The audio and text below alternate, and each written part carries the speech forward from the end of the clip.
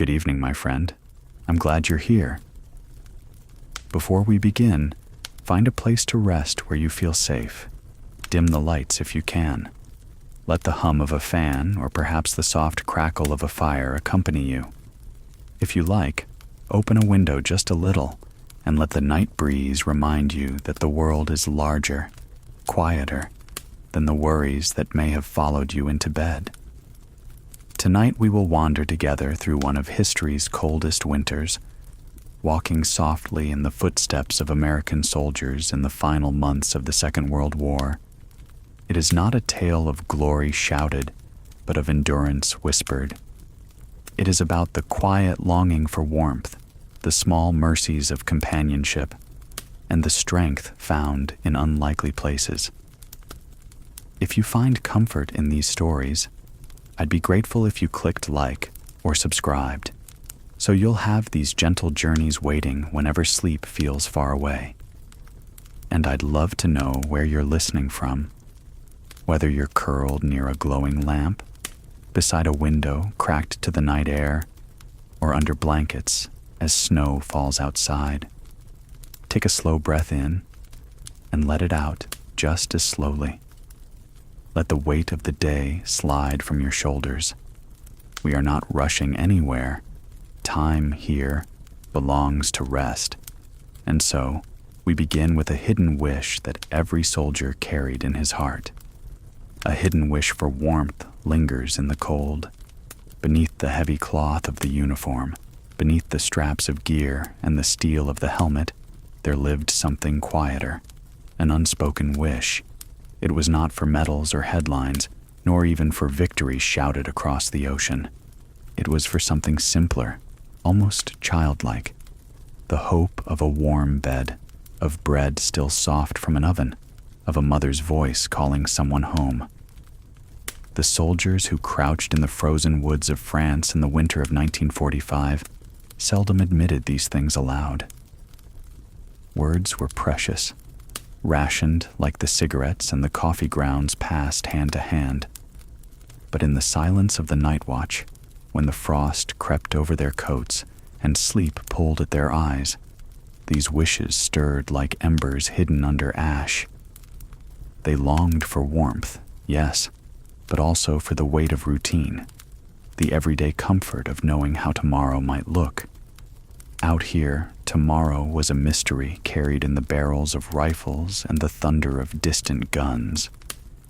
And so the men clung to fragments of memory. One soldier fingered a button from his sweetheart's dress. Another folded and refolded a letter until the paper was worn thin at the creases. They carried these tokens like charms, small bulwarks against the vast machinery of war. There was a kind of quiet ritual to this longing. At night, before drifting into shallow, broken sleep, a man might close his eyes and picture his family gathered at a table. He might remember the clink of plates, the scrape of a chair, the sound of laughter echoing in a kitchen made warm by steam rising from pots. That memory, fragile though it was, became a shield more lasting than steel. The longing was not selfish. It was human. In those forests, pressed into the earth of shallow foxholes, men who had once been farmers, teachers, mechanics, and sons remembered who they were. They whispered prayers not only for their own survival, but for the safety of the strangers beside them. Comrades who had become brothers stitched together by cold and fear. Sometimes this wish for warmth showed itself in unexpected ways. A man would share the last bite of chocolate from his ration box. Another would wordlessly drape half his blanket over the shoulders of the fellow dozing beside him. In those small acts, you could glimpse the longing turned outward. If I cannot be home, then let me make this place, for a moment, less harsh for you. And still, there was the shock of how thin the line between comfort and despair could be. A frozen canteen, useless until thawed, could mean thirst. Boots soaked for too many days could mean the slow creep of frostbite. These were not dramatic wounds, but they carried the same threat. A soldier might face down tanks and artillery with a steady heart, only to be undone by the silent, gnawing cold. The quiet wish for warmth was not mere sentiment, it was survival. In the stillness before dawn, when the sky was a bruise of deep blue and gray, men sometimes hummed fragments of songs under their breath. The notes were muffled, almost apologetic, as if they feared to disturb the snow itself. Yet those tunes were lifelines, threads connecting them to dances in town halls, to radios playing across porches, to the simple rhythm of lives not lived in uniform. Even in the presence of death, when a body lay still in a foxhole or on the edge of the trees, the longing persisted. Soldiers would remove a glove and with numbed fingers close the eyes of the fallen. They did it gently, with the care one might give a child being tucked into bed. For in that gesture lived the wish that someone, someday, would do the same for them, with the same quiet dignity. And so, under the weight of rifles and the shadow of battles not yet fought, every soldier carried this hidden longing.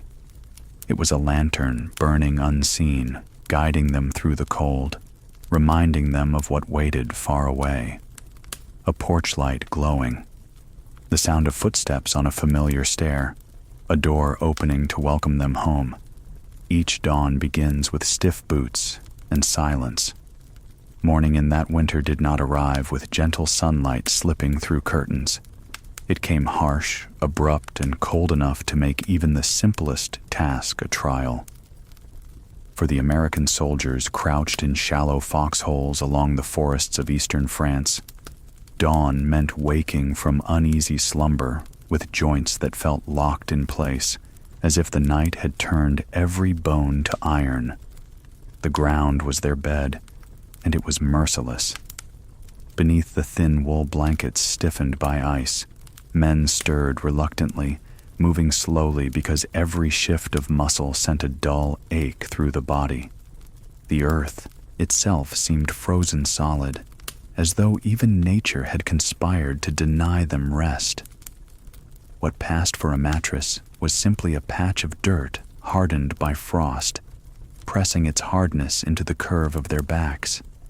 The ritual of waking was less a matter of choice and more of necessity. At first came the coughs, dry and rasping, from men who had breathed smoke, dampness, and cold air for too many nights. Then came the groans, the muffled curses whispered into scarves or sleeves. Around the line of foxholes, the company roused itself, not with alarm clocks or the crowing of roosters, but with the sound of human discomfort carried through misted air. Boots were the first concern. Stiffened overnight by frost, they resisted every tug of the hand.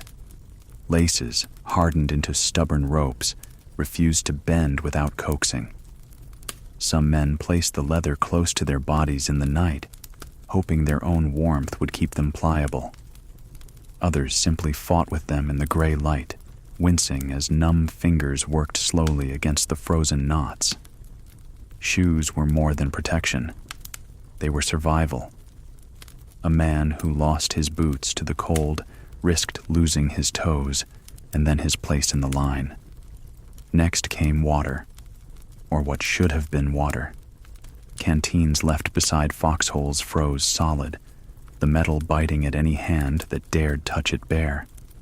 Soldiers tapped them against stones, listening for the dull thud of ice within, then tucked them inside coats in the hope that body heat might melt enough for a swallow. The act of drinking, once so simple, became a project measured in patience and shared tricks. Breakfast was little better. The men joked in voices rasped with fatigue that the Army's K-rations were designed not to nourish, but to test patience. A waxed cardboard box contained a tin of powdered eggs that, once mixed with cold water, formed a pale paste whose taste reminded no one of home. Hard biscuits threatened to chip teeth, while the chocolate bar was so stiff with cold that one needed to gnaw at it like a dog with a bone. And yet, the ritual of eating mattered. The calories were fuel, each bite a small defense against the hunger that made the body slower, weaker, more vulnerable to the chill. Then came coffee, if one was lucky. Somewhere in the half-organized sprawl of the company, a cook crouched over a tiny stove that gave more smoke than warmth, coaxing a pot of liquid just warm enough to call coffee. Soldiers lined up for it not because it tasted good, it was bitter and muddy, but because it offered two miracles: heat and caffeine. To wrap cold hands around a tin cup and watch steam rise was to remember, for just a moment, the kitchens of home. The men drank slowly, savoring it not for the flavor, but for the suggestion of normal life it carried. Conversations in the morning were sparse. Words froze in the air, drifting upward in faint clouds. Men saved their voices for what mattered: simple requests for matches, the passing of a ration tin, or the low murmur of information traded along the line. Laughter, when it came, was quiet and brief, quickly swallowed by the mist. What bound them together in those mornings was not chatter, but presence. To see another man stand, stretch stiffly, and begin his routine was enough to remind each soldier that he was not alone in the frozen world. The forest around them held its own voice at dawn. Trees cracked under the weight of ice, sending sharp reports like distant gunfire. Snow drifted from branches in slow cascades, settling silently onto helmets and shoulders. Somewhere far off, artillery rumbled with the steady persistence of a storm on the horizon, so constant that it no longer startled anyone awake. It was simply there, part of the morning landscape, like the call of birds back home. Letters from home, when they arrived, often waited until morning to be opened. There was a kind of ceremony in it. A soldier might pull a folded envelope from the pocket of his coat, hands trembling, not from fear but from eagerness. The words inside offered more than news. They offered warmth, a connection to a world still turning on its usual axis. To read of a sister's schoolwork or of a father repairing a fence was to be reminded that beyond this forest, beyond this winter, life still carried its rhythm. Some read aloud in low voices, sharing smiles with comrades who had no letters of their own. Of course, mornings brought reminders of absence, too. An empty foxhole covered by snow, a name missing from the roll call. These spoke louder than words. The line was thinner than it had been. Faces familiar yesterday were gone today.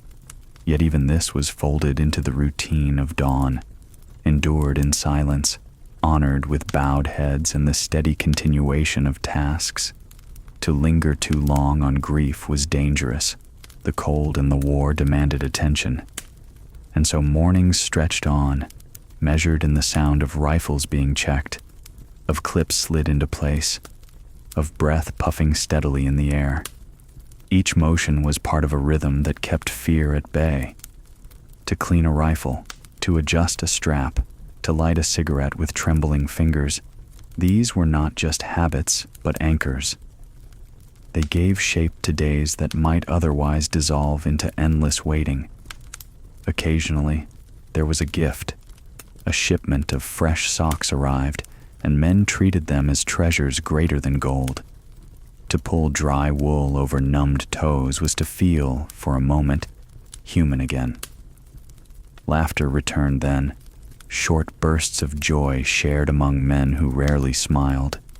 These moments reminded them that comfort, though scarce, was not entirely lost. Frosted mornings were not gentle, but they were survivable. Each sunrise that found a man still standing was a quiet victory, though no one declared it aloud. They simply tightened their laces, slung rifles over shoulders, and prepared for whatever the day might bring. In the hush of the forest, with breath clouding the air and boots crunching faintly on snow. The company moved forward, ordinary men carrying extraordinary weight, bound together by silence and by the simple, enduring wish to see another dawn. The cold weighs heavier than any rifle carried. Cold is not just a temperature. In those winter forests, it was an enemy more relentless than any soldier. A man could prepare for gunfire, could steel himself against the roar of tanks or the whine of shells. But the cold was patient, invisible, and endless. It seeped into every seam, every layer of cloth, every breath that left the lungs. Each man carried a rifle slung over his shoulder, heavy with metal and ammunition. But ask any of them what weighed most in January of 1945, and they might answer with a simple word: cold.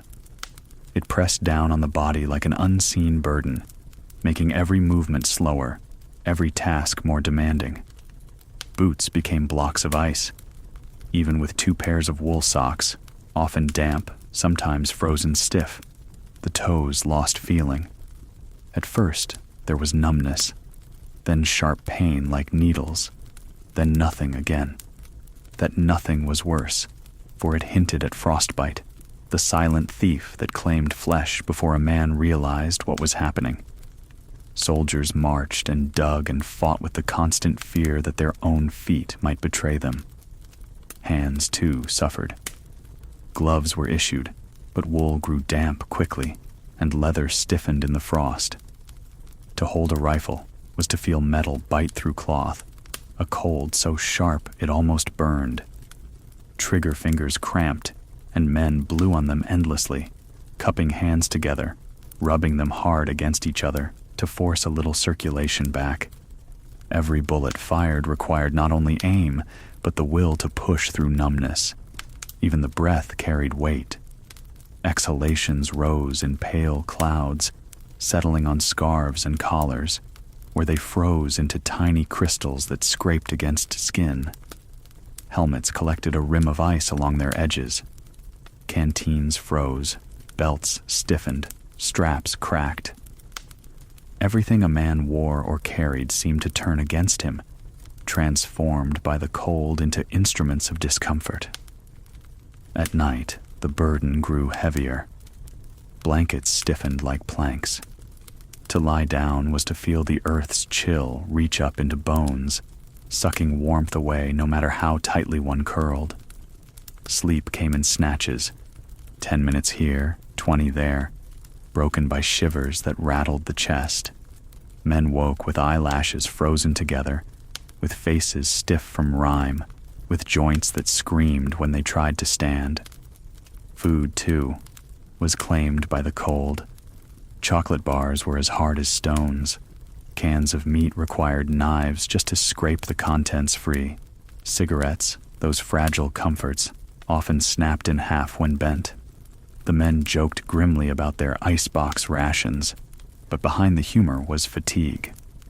Eating should have given strength, but it became another struggle. The cold did more than test bodies. It weighed on spirits. A man could endure hunger for a while, could march through exhaustion, but constant freezing wore away at hope. It was a quiet enemy, whispering doubts into the night. You will never be warm again. You will never know comfort again. And so soldiers clung harder to memory, of stoves glowing red, of quilts pulled tight, of kitchens alive with the smell of bread and coffee. These memories were lifelines, pulled up from within when the outside world offered nothing. Now and then, there were small mercies. A pair of dry socks distributed by supply, a lucky chance to huddle near a Jeep's engine after it had been running, the warmth of a match flaring in cupped hands. Men treasured these fleeting gifts, hoarded them in memory, told themselves they would be enough to carry through another day. But the burden of cold also forged bonds. Soldiers shared warmth, literally pressing shoulder to shoulder under thin blankets. They rotated watch shifts, not only to guard against attack, but to give each man a turn to move, to stamp feet, to keep blood flowing. Some carried extra socks, not for themselves, but for the comrade whose feet were worse off. In that frozen landscape, kindness became as vital as ammunition. The shock of the cold came clearest when newcomers arrived. Replacements, still soft-faced, stumbled from the trucks with uniforms clean and eyes wide. Within hours, the cold had claimed them too. Their hands shook, their teeth chattered, their breath puffed frantic in the air. Veterans offered advice in gruff voices. Keep moving, never sit still too long, change socks whenever you can, tuck your canteen inside your coat. It was wisdom passed along like an heirloom, hard-earned through pain. The forest itself bore witness to the cold. Trees groaned under its weight, branches cracking without warning and crashing down with a sound like rifle fire. Icicles clung to bark, glittering cruelly in what little sun broke through. The snow packed hard under boots, crunching with each step, a sound that echoed in the silence. Even silence felt colder here, sharper, as if sound itself froze in the air before reaching an ear.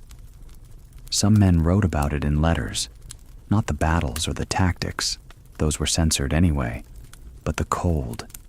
They described frozen boots, meals that turned to ice, fingers that refused to bend. Families back home read these lines and shook their heads, unable to imagine a cold so fierce. They thought of snowy mornings by hearth fires, of children sledding in scarves and mittens, of winter days ended with cocoa. They could not picture the relentless, bone-deep frost that made every soldier older than his years. And yet, the men endured. They cursed, they shivered, they laughed when they could. They sang softly into scarves, voices muffled, songs half forgotten. They spoke of summers past, of swimming holes and baseball fields, of days when the sun burned hot enough to make shirts cling with sweat. They dreamed aloud of warmth, and in dreaming, gave themselves reason to carry on. The burden of cold was constant, but so was the will to fight against it. Not just the Germans, but the winter itself. Each day survived was a victory. Each step taken on numb feet was defiance. And though the cold weighed heavier than any rifle, it never fully broke them. They carried it, just as they carried their weapons, their gear, their fears, and their hopes. Quiet words stitch fragile bonds in the dark. In the long winter of that far year, friendship seldom arrived like a trumpet. It came like a lantern cupped in two hands. What held men together was not a single grand speech, but the small, repeated courtesies of survival. The match passed without being asked, the coat tugged higher over a sleeping shoulder, the canteen tilted so another could take the first swallow. Around those gestures the line drew close and warm, as if the cold itself stepped back for a respectful moment. Names mattered. The company had a way of learning a man's name before it learned anything else about him, because a name could be called across a field, or tossed down a trench, or whispered at midnight when the woods felt large and a little haunted. New boys arrived with fresh boots and shy looks, and within a day the veterans had given them something simpler to carry than fear. You're Jenkins, you're Wilson, you look like Red, so that will do. The names stuck like twine around parcels, binding each soldier to the rest. It is curious how quickly human beings make a town out of almost nothing. Within a rectangle of trees and foxholes, the men drew invisible streets and porches. This hollow became the place where the coffee boiled, whether it truly boiled or merely sulked at a simmer. That sapling with two low branches was a notice board for mail, where letters from Ohio and Texas and little towns along the Susquehanna changed hands with more ceremony than medals. A blanket hung from a bent limb made a kind of doorway for the medic's corner. His bag, with its bandages and glass ampules, sat like a saint's reliquary near a mound of snow that served for shelving. Conversation took place in stitches, not long seams. A few words here, a shrug there, and then the talk wandered away until someone tugged the thread again. In the mornings, when breath showed white and the forest held its counsel, jokes hovered close to silence, as if laughter might crack the air. By afternoon, when warmth, not much but enough, settled into the sleeves, voices rose to the level of neighborly sound. They spoke of fishing and train whistles, of first cars and last dances, of who pitched the best curveball in high school, and who could whistle Chattanooga Choo-Choo without breaking a note. It was not the content that mattered. No one solved a problem that winter by arguing over baseball, but the rhythm of voices that told the body it was not alone. Some bonds were sewn through traded superstition. A man wore his lucky socks on patrol, and a friend would touch the toe for luck before he went. Someone swore by a silver coin tucked beneath his dog tags. Another folded a square of his mother's apron into his breast pocket and told no one, or told only one. The company collected its treasury of rituals. 2 taps on a helmet before the night watch. 1 quiet hymn hummed by a private from Georgia, whose father kept a store with a pot-bellied stove and a cat that slept like a ruler across the counter. When that boy hummed, the cold seemed to step back and say, "Well then, perhaps just for a minute." Letters braided men to places they could not see. On lucky days, a jeep rolled up with a sack of envelopes, and the quartermaster turned postman without complaint. Men reached with mittened hands and held paper as if it might melt. A letter was an invitation to remember a kitchen window at 4 in the afternoon, the glass fogged by soup. It was the scrawl of a child learning cursive, uneven and brave. It was a line from a sweetheart who did not say, "Be careful," but wrote, instead, "The lilacs will be early this year." The words felt like warm stones lined up along the sill of the heart. Those who received nothing looked away for a second, no longer than the time it took to clear a throat, and someone nearby said, "Here, read mine. It's mostly about the dog and won't tax your brains." Food, poor as it often was, became community. Cherries found in a cupboard in a battered village did not last, but the story of them did. It was retold and embellished until the fruit became practically an orchard, and the jar grew larger every time. Coffee grounds made a second time, then a third, were joked about as army tea, and nobody minded because hands warmed equally well around a lie.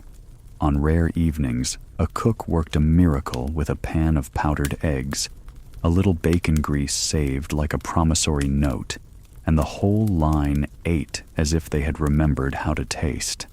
A man broke a chocolate bar into exact squares and set each piece in a palm around the circle who shared his foxhole. The arithmetic of fairness, executed by stiff fingers with a care both comic and reverent, could make even hard chocolate taste sweet. Medics drew the tightest alliances. They moved quietly, the way good librarians move among stacks, and in a voice the men trusted. When the ground shook and splinters jumped from trees, a medic's hand found a shoulder and pressed down. "Stay with me." He knew the names, and more than the names. The story of a man's feet, and whether he'd changed socks, and the particular gray that crept into a face when cold turned from nuisance to danger. Boys who had stood straight under barrages let their eyes fill only for medics, and no one thought less of them. You could measure the bond by the way a medic never ate alone if anyone noticed in time. There was, too, the generosity of sleep. Nothing extravagant. There was not enough sleep in all that country to pay for such a thing, but the gift of an hour, sometimes two, when a friend said, "I'll take your watch." Men did not always explain themselves. You could hear grief move through the line the way you hear wind lift in a bare stand of trees, and in those hours, the lightest hands kept the heaviest burdens from slipping. A boy named Jenkins, who had come to the line with cheeks still rounded by youth, learned to sleep in stitches of 10 minutes sewn together by trust. He kept his fear folded small, like a handkerchief, and when it slipped out, the man beside him folded it back without comment. Humor had a black edge sometimes, and this too was community. A veteran explained to a newcomer that the safest place on the field was exactly where the last shell fell. "Just tuck yourself into that crater," he said with a straight face. "And if the next one lands in the same hole, we'll call it destiny and stand you a drink when we meet St. Peter." The line chuckled softly. No one laughed hard. You learn to smile with the corners of your mouth in winter, keeping the rest of your face still so the wind won't steal the warmth from it. On Sundays, when schedules allowed, the chaplain came up the road, walking like a man who had known mud a long time and made peace with it. He carried a book wrapped in oilcloth and a tin cup that had seen its share of baptisms improvised from melted snow. The service, if you could call it that, was 4 minutes and a hymn. 5 if the wind lay down. Some men bowed their heads. Some stared into the trees as if reading from the dark. All listened when he said, "Peace to you, and to those you love," for the words hung in the air like breath and seemed to warm the ears as much as the soul. Afterward, he slipped from hole to hole, handing out peppermint drops from a pocket. And though no one could say why a bit of peppermint could bring a man nearly to tears, it could. Audie Murphy moved along the line the way a careful tailor fingers a seam, making sure thread and cloth are true. He spoke in a level tone and had a trick of using a man's name just before giving him an order, a kindness that made obedience feel like cooperation. He stood in the open more often than anyone liked. The men grumbled at him affectionately under their breath, the way a family scolds a boy who climbs too high in a tree. But when he said, "Keep low, keep close, and keep your wits," the company drew itself smaller and closer and, by a kind of invisible physics, steadier. He remembered birthdays, or pretended to, which in winter is close enough to the same thing. Music threaded through the bonds like a spool of thin gold. A harmonica lived in someone's pocket, the metal so cold it stuck to lips until they learned to warm it first beneath an arm. Now and then, after rations and before orders, a tune drifted up. Moonlight Serenade, I'll Be Seeing You, pieces of home repurposed to fit the tempo of marching boots. The best musicians were the quietest, as if shy about seeming to ask for attention. Men who could not carry a tune hummed anyway, under their breath, and no one corrected them. In that forest, the key was the courage to try. At times, bonds were tied by the simple work of mending. A needle passed down from a mother's sewing box, a little red tomato pincushion remembered with sudden clarity, found its way into a pocket and then into service at dusk. Men took turns patching ripped sleeves and torn knees, the thread darker or lighter than the cloth, the stitches crooked but determined. A repaired coat said, "I'm still in this with you." A button borrowed from one jacket and sewn to another felt like a vote of confidence cast in cotton. Even silence had its place, and it was not an empty thing. After a day that asked too much, the company sometimes gathered without speaking, just to be a shape of men near one another. Someone shaved by touch, alone. Someone else wrote 3 lines in a notebook and drew a line through 2 of them, then closed the book and put it away. Smoke rose, thin as a thought, and drifted among the trees. You might think men want big words at such times. Many do not. What they want is the proof of nearness. Boots on the same ground, breath in the same air, the knowledge that if a hand goes out in the dark, it will find another hand to steady it. When losses came, as they do in every winter of war, the bonds were the net that kept the line from falling through itself. A name was spoken softly. A cap was held between hands. The next hour's chores were divided and performed a shade more carefully. The little town the men had made among the trees shifted to include absence without breaking apart, the way a woven rug accepts a missing knot and still warms the feet. Grief did not vanish. It is not a thing that vanishes, but it learned to sit quietly with the men as they cleaned rifles and checked laces and set their watches for the night. It might seem a small miracle, but the company learned to wish one another good sleep, as if they were neighbors who would meet tomorrow by a fence to discuss tomatoes. Good sleep, they said, and meant it. Sometimes they added, I'll wake you at 2, and they did, gently, with a touch to the shoulder, and a word that brought a man to the surface of rest, like a diver eased toward light. The one waking did not linger to borrow warmth. He left it behind. That is a kind of love as worthy as any recorded in marble. So the bonds held. They were not loud and would not have impressed a parade. They would not have looked like much in a photograph, just men with tired eyes and hands that remembered how to share. But if you had walked among those trees at dusk and listened to the rustle of coats and the low murmur of names, you would have felt it.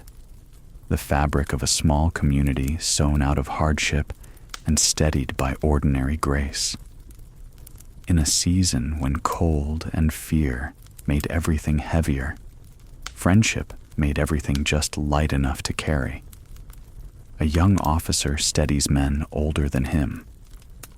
In every company there is someone who, by all logic, should not command and yet does.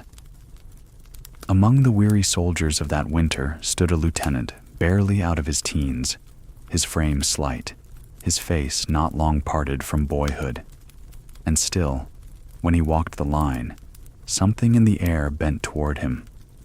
The men called him Murphy, or simply Lieutenant, and the tone with which they spoke his name carried both respect and disbelief, as if they could not quite reconcile the boyish figure with the steady calm he offered. He did not stride. He moved quietly, his boots pressing into snow with the same weight as any private's. He did not bellow orders. He spoke them, and more importantly, he listened afterward. In those moments, older men, farmers drawn from Iowa fields, mechanics from Ohio shops, miners from Pennsylvania hills, looked at him and found not just an officer, but a reflection of something steadier than themselves. It was not that he lacked fear. The lines around his mouth showed he carried plenty.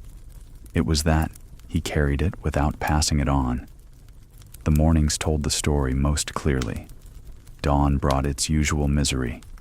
Boots frozen stiff, breath that hurt the lungs. And still the young officer went hole to hole, crouching down so his eyes met each man's. He asked questions that were not in the manuals. How are your feet holding up? Did you change your socks? Any word from home? He made a point of using names. Men stiffened with pride when they heard it. In a world where death often reduced a soldier to a statistic, the sound of one's own name spoken with care was a reminder of humanity. Older sergeants grumbled at his risks. He exposed himself when he should have hidden. He leaned too far over foxholes, gesturing with ungloved hands, forgetting the rifle was as cold as the trees. And yet, those same sergeants would have followed him into fire. They saw what the men saw, courage expressed not in bravado, but in constancy, It is one thing to shout "forward" from behind. It is another to walk in the front rank, rifle raised, boots sinking first into unbroken snow. Stories traveled the line like sparks catching in dry grass. They said Murphy had once mounted a burning vehicle and fired a machine gun alone against an advancing column. They said he had stood when others thought no man could, buying time for the rest to dig in. The details shifted with each telling, the smoke thicker or the bullets closer, but the essence never changed. He did what he asked others to do, and more besides. Legends do not need embellishment when the truth is already fire. And still, he laughed. Not often, and never loudly, but when a private told a poor joke or when a letter from home mentioned a cow falling through a barn floor, Murphy's laugh arrived like a chime of glass, quick, light, and soon gone, but it lingered in memory. Men stored the sound the way they stored warmth from coffee. They thought, if he can laugh, then perhaps we can too. His youth was both burden and advantage. Some distrusted it at first. Could a boy lead men who had children older than him? But soon they saw that youth meant endurance, a body not yet ground down by years of labor. It meant nights spent awake without losing sharpness at dawn. It meant he could learn quickly, and he did, absorbing wisdom from older sergeants, tucking it away, and repaying it by giving credit aloud. The Army taught chain of command. Murphy taught chain of respect. There were moments when his age showed, and strangely, these made the bond stronger. Once, in the middle of a lull, a soldier found him tracing the edge of a photograph tucked inside his cap.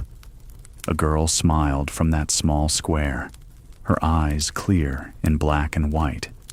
When he realized he was watched, Murphy tucked it away, embarrassed, but the soldier never forgot. It reminded him that their lieutenant was human, with his own hidden longing, his own thread pulling him home. Even in the chaos of combat, his voice carried calm. Orders spoken evenly amid shellfire seemed to anchor men. The forest could be tearing itself apart, snow and dirt erupting, trunks splintering into deadly shards, and still Murphy pointed, called a name, gave a task. There was no drama in his tone, only clarity. In a world unraveling by the second, that was enough to steady hands on triggers and feet in motion. It is easy, years later, to let medals and citations cast long shadows. But for the men in those foxholes, what mattered most was not the hero written about in newspapers. It was the young officer who knew their names, who crouched beside them in the cold, who made them believe they could outlast another night. They carried rifles, yes, but they also carried his steadiness, tucked away like an ember against the frost.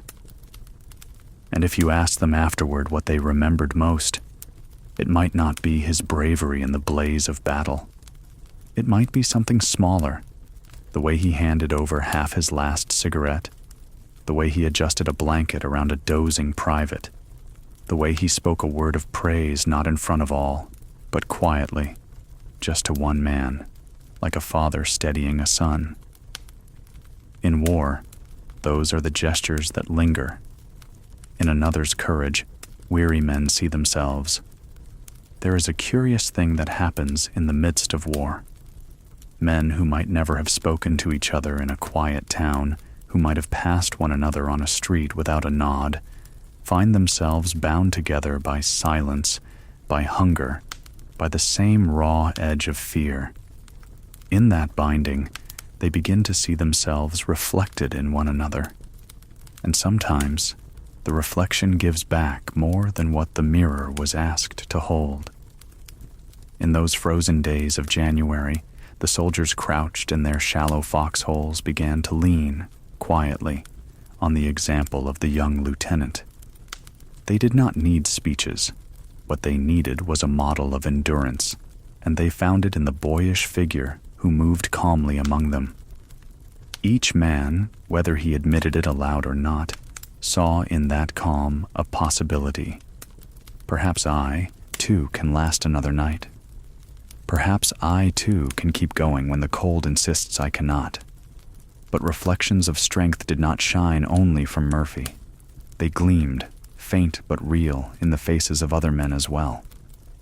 There was Jenkins, the new arrival, his hands trembling as he lit his first cigarette in the field.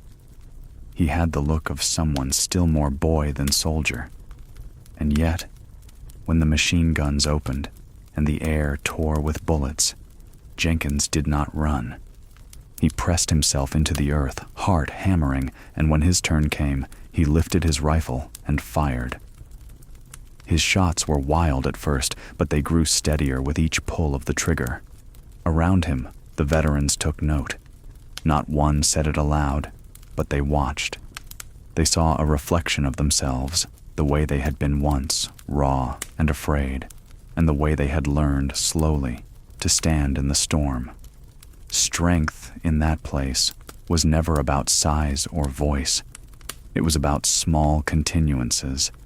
The sergeant with frost creeping up his boots who still made sure the kid beside him changed his socks.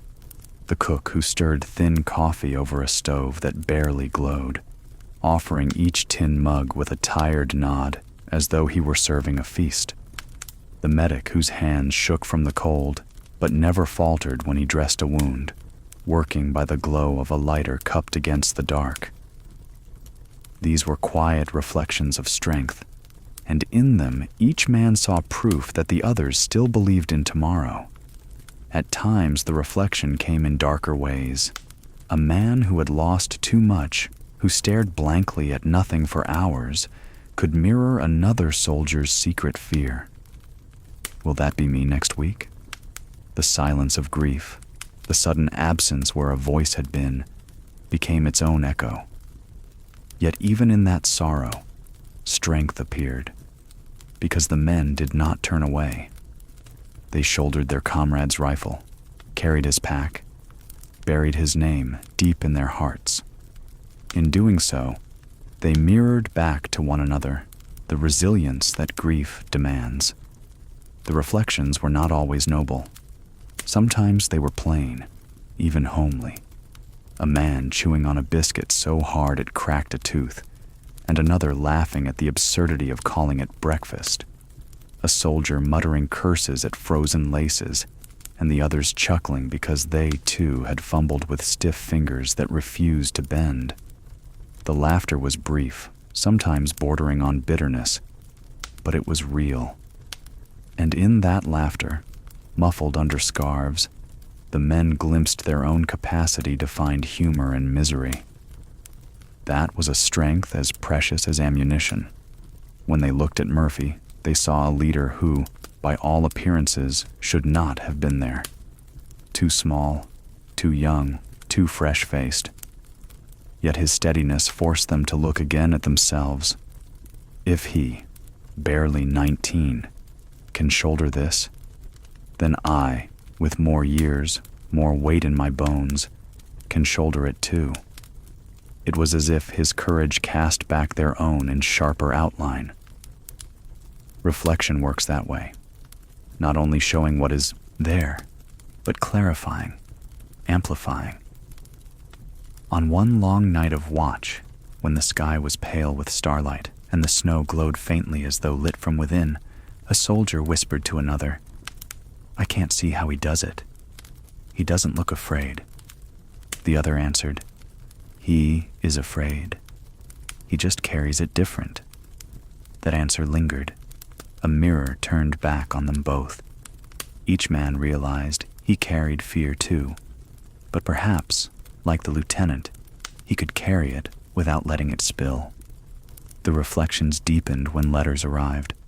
Men opened them by shaking hands, hunched against the wind, and shared pieces aloud. A daughter learning to walk, a brother's trouble with a tractor, a wife's joke about how the dog had taken over the bed. In those words, Men saw not only their comrades' lives, but glimpses of their own waiting across the ocean. It was as though the letters themselves were mirrors, reflecting not just the man who received them, but all who listened, reminding each soldier that he was more than a rifle number in a frozen line of battle. Even the dead gave back reflections. When Sergeant Barlow was carried away on a stretcher, his jaw clenched tight against pain, he called out to his men not to falter. The sound of his voice, fading into the trees, echoed long after he was gone from sight. It reminded the others of what they still owed one another. Strength reflected in sacrifice, in refusal to let go of responsibility even when leaving. There were times, too, when the reflection of strength was nearly invisible, like a faint glimmer on dark glass. A soldier would rise to take his turn on watch, eyes hollow, steps unsteady, and yet he went. Another would haul a crate of ammunition through snow that swallowed his knees. He did not shout about it, he simply did it. The others saw, and in seeing, they felt the echo within themselves. Strength, after all, was not something these men invented anew each morning. It was something caught from one another, passed like breath in winter air. It moved quietly down the line of foxholes, from the cook to the medic, from the rookie to the veteran, from the boy lieutenant to the grizzled sergeant. Each man reflected a little light, and the sum of those reflections kept the company alive. The reflections mattered most in the hours when everything seemed impossible. When the artillery rumbled and the ground shook, men pressed themselves into the earth and thought they could not rise again. Then they glanced sideways and saw a comrade steadying his helmet, squinting into the smoke, waiting for the signal to move. And in that single glance, they recognized themselves. They rose because he did. He rose because they did. And so the frozen forest, harsh and unyielding, became filled with mirrors of endurance. None of the men thought themselves particularly brave, but when they looked around, they saw courage in others, and the reflection told them, "You, too, are capable of this." Small mercies softened. The frozen front war, at its worst, strips life down to bare survival. Food is measured in ounces, warmth in minutes, and safety in the depth of a foxhole. Yet even there, in that winter of 1945, the front was not entirely barren. Sprinkled among the terror and exhaustion were acts of kindness, small, almost invisible gestures that meant more to the men than rations or weapons. Kindness arrived in many forms. It was often quiet, carried out without fanfare. A soldier would press a chocolate bar, saved from his ration, into another man's hand. He would pretend he did not need it, muttering something about not having much of a sweet tooth. The other man would nod, accepting, and both would understand the unspoken truth. I care whether you make it through the night. In that place, a square of chocolate was not candy. It was hope disguised in foil. Sometimes kindness was as simple as silence. Men learned not to ask too many questions when a comrade stared too long into the distance, or when tears slipped unbidden in the dark. The silence was not neglect. It was permission, a way of saying, "You can carry this grief without needing to explain it to me." That kind of understanding, wordless and patient, was kindness of a rare kind. There was kindness in sharing heat. Blankets were thin, boots cracked, and the cold crept into every seam. Men leaned against one another in foxholes, shoulders touching, the rhythm of breathing blending into a kind of shared warmth. No one spoke of it as tenderness, but in the dark, it was exactly that. Each man gave of his body's heat, so the other might wake with a pulse still beating. Even letters from home became acts of kindness, passed along like contraband. A man might read aloud a paragraph from his mother's letter about the snow falling back in Kansas. The details seemed ordinary: cows moving slowly to the barn, neighbors shoveling walks, but they carried warmth into the forest. Listening, the men imagined barns, porches, and neighbors waving. For a moment, they were home. Sharing those images was generosity at its most profound. The medics embodied kindness in another form. Their work was harsh: blood in snow, bandages stiff with ice. Yet the gentleness with which they touched wounds was striking. A hand pressed to a brow, a voice saying, "Hold still, I've got you," could mean as much as morphine. Some men later remembered not the battle, but the way a medic's hand had been steady on their shoulder as the pain overwhelmed them. There was kindness and humor, too. One bitter morning, a soldier pretended to salute the frozen lump of meat in his tin, declaring it the best steak in Europe. The others laughed, and for a moment the cold seemed less sharp. Another man made up a running tale about the company cook being secretly the King of France, cursed to stir watery coffee until the war ended. The tale grew wilder each night, and even the lieutenant smiled at the absurdity. Laughter, brief as it was, became a gift each man offered the rest. Sometimes kindness meant remembering the humanity of the enemy. After a skirmish, a German prisoner was led through the snow, shivering in a threadbare coat.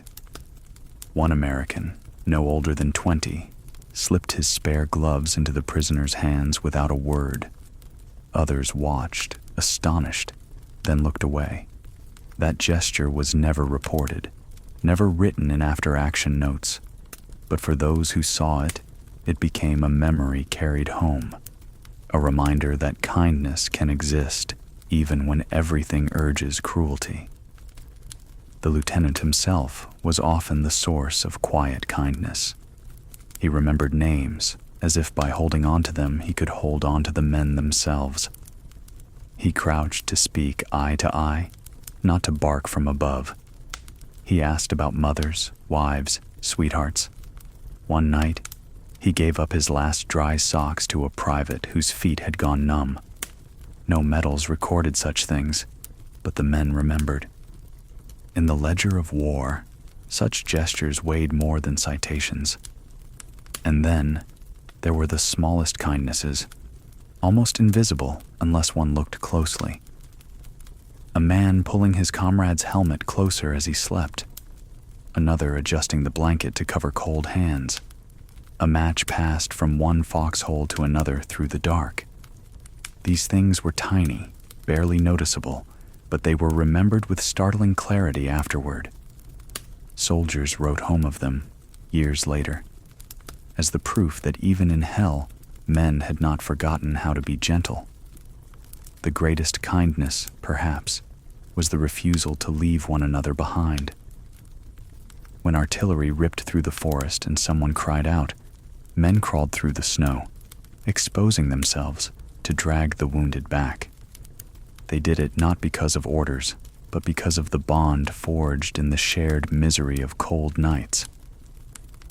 "We don't leave our own," they said, and it was both creed and comfort. At the edge of exhaustion, kindness became survival itself. A hand under an elbow when someone stumbled. Half a canteen of water passed forward when another's was frozen solid. A word spoken softly. "Almost there, just another mile." The words did not shorten the mile, but they lifted the weight enough to carry it. When the war ended, many soldiers remembered the acts of kindness more vividly than the battles. The medals tarnished, the maps blurred, but the memory of a comrade who gave half his ration, who sat awake so another might sleep, who shared warmth under a falling sky, those remained. The forest, frozen and scarred, bore no witness to these things, but the men carried them, tucked away like the most precious possessions. And in later years, when they told their grandchildren about the war, they often spoke not of strategy or firepower, but of kindness. They said, "It was cold. It was hard, but we looked after each other." That's what I remember most. Quiet burdens pressed heavier than shells. There were days when the greatest burden was not the rifle on a man's shoulder, nor the pack heavy with ammunition and rations, but the weight he carried in silence. In those long hours between bursts of action, when the forest held its breath and only the creak of trees could be heard, the men sat with thoughts too heavy to speak aloud. This was the silent weight of war, not the thunder of artillery, but the ache of memory, the drag of unspoken fears. Every soldier bore it differently. Some pressed the weight down by keeping busy, cleaning rifles until the metal shone, rearranging gear that had no need of order. Others buried it under talk, swapping jokes that rang hollow, spinning stories of meals they would eat when the war was done. And then there were those who grew quiet, staring at the ground or at the frozen sky, as if trying to read some hidden message in the drift of snow. The weight was made of many things.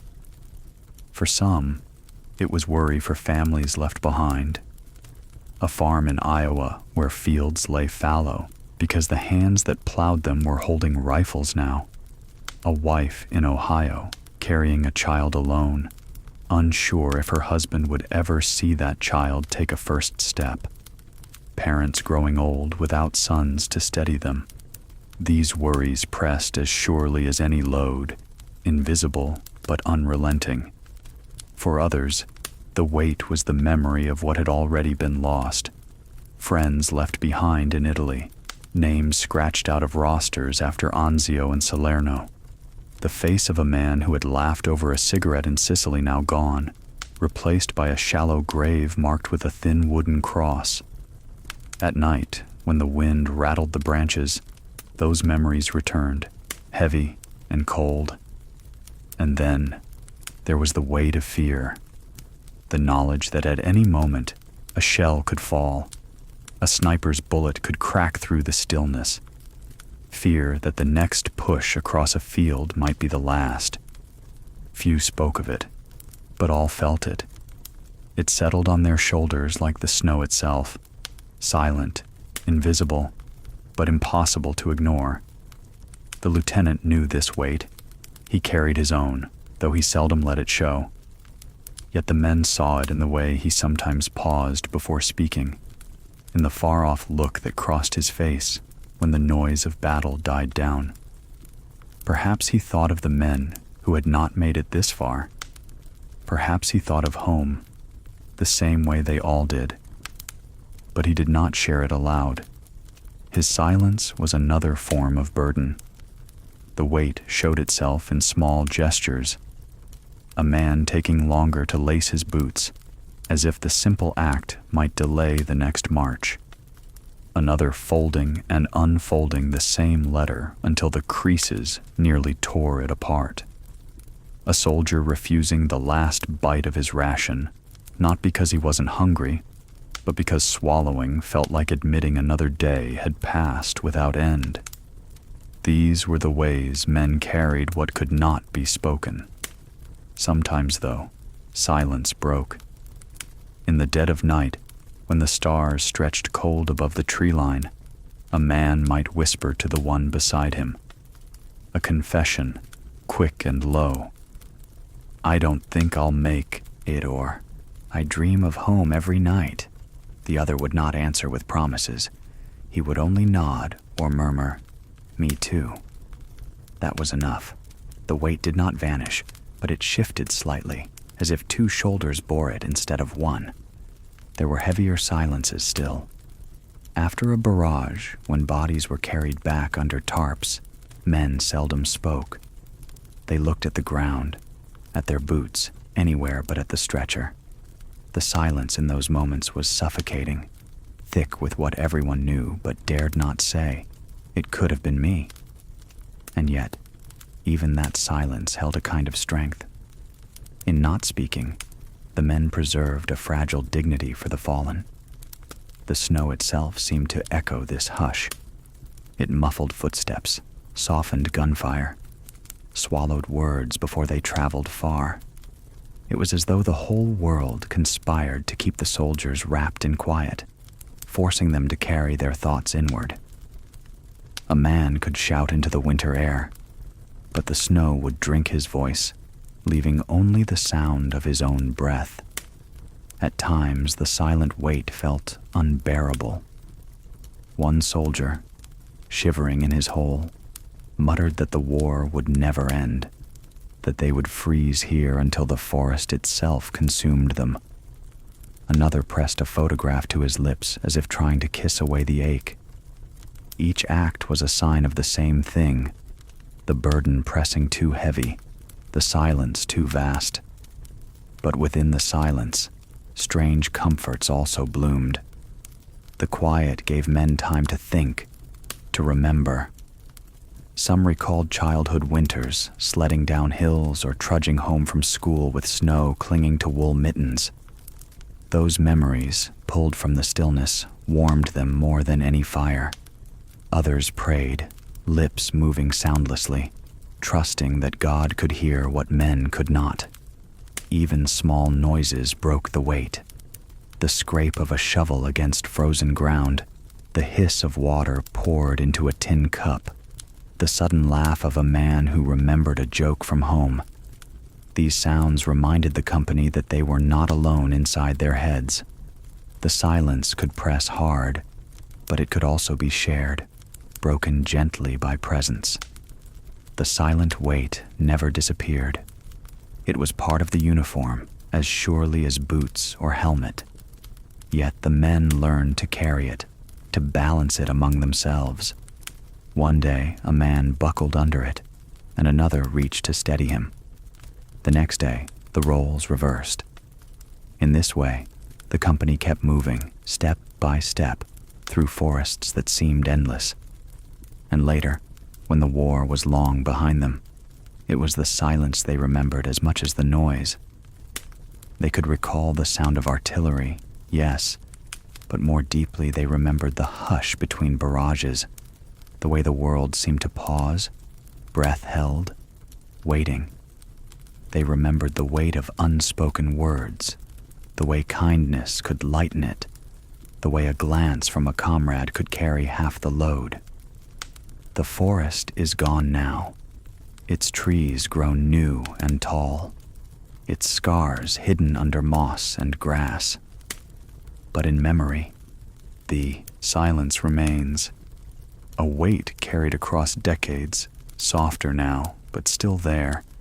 And perhaps, when an old soldier sits in his chair at night and stares into a quiet fire, he feels again that weight, remembers the men who shared it, and whispers into the stillness, "I have not forgotten you."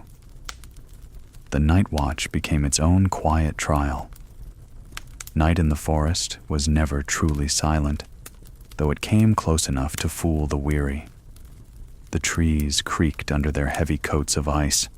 The wind whispered through shattered branches, and snowflakes hissed faintly as they touched the ground. To a man standing guard in the darkness, every sound felt sharper, every movement exaggerated, as if the world itself was on edge. The night watch was its own trial, different from battle, but no less exhausting. Men were rotated in pairs, one to keep his eyes open, the other to rouse him if he dozed. Still, fatigue was stronger than duty. Eyelids grew heavy after days without true rest, and heads lolled before jerking awake again. No man wanted to be the one caught sleeping on watch, yet all understood how easy it was. The body betrayed itself, folding into slumber like a collapsing tent, no matter how the mind fought. Standing watch meant fighting two enemies: the unseen foe beyond the line and the relentless pull of sleep. Cold seeped up through boots and stiffened knees until legs trembled. Fingers curled numb around rifle stocks. Even breath felt heavy, a steady cloud that seemed to mark one's position. The dark hours stretched long, and time itself slowed until each minute was felt in the bones. Sometimes the forest gave no warning before it startled. A fox would dart across the snow, a branch would break, and rifles snapped up instinctively.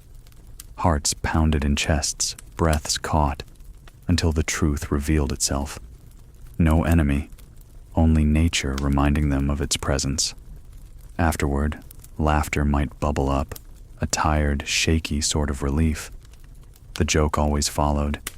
That fox almost took Berlin. Yet the tension never truly lifted. Men knew the enemy could be near, moving under the same cover of night. The Germans wore white, blending into the snow until they seemed like ghosts. On watch, imaginations ran wild. A shadow by a tree became a helmeted head. The glint of frost on a branch became the flash of a scope. More than one soldier fired into the dark, convinced he saw movement. The silence after the echoing shot was sometimes worse than the imagined threat. But there were gentler moments too, carved out of the darkness. A soldier might lean close to his partner and whisper a story of home. A child learning to read, a wife who baked bread on Saturdays, a father who rose before dawn to milk the cows. These whispers were not about passing time, but about holding on to identity. To tell a story in the dark was to remind oneself, I am more than this uniform, more than this rifle. I belong somewhere beyond these trees. Occasionally, songs drifted softly across the line. Someone hummed a hymn or a tune from back home, low and slow so as not to carry far.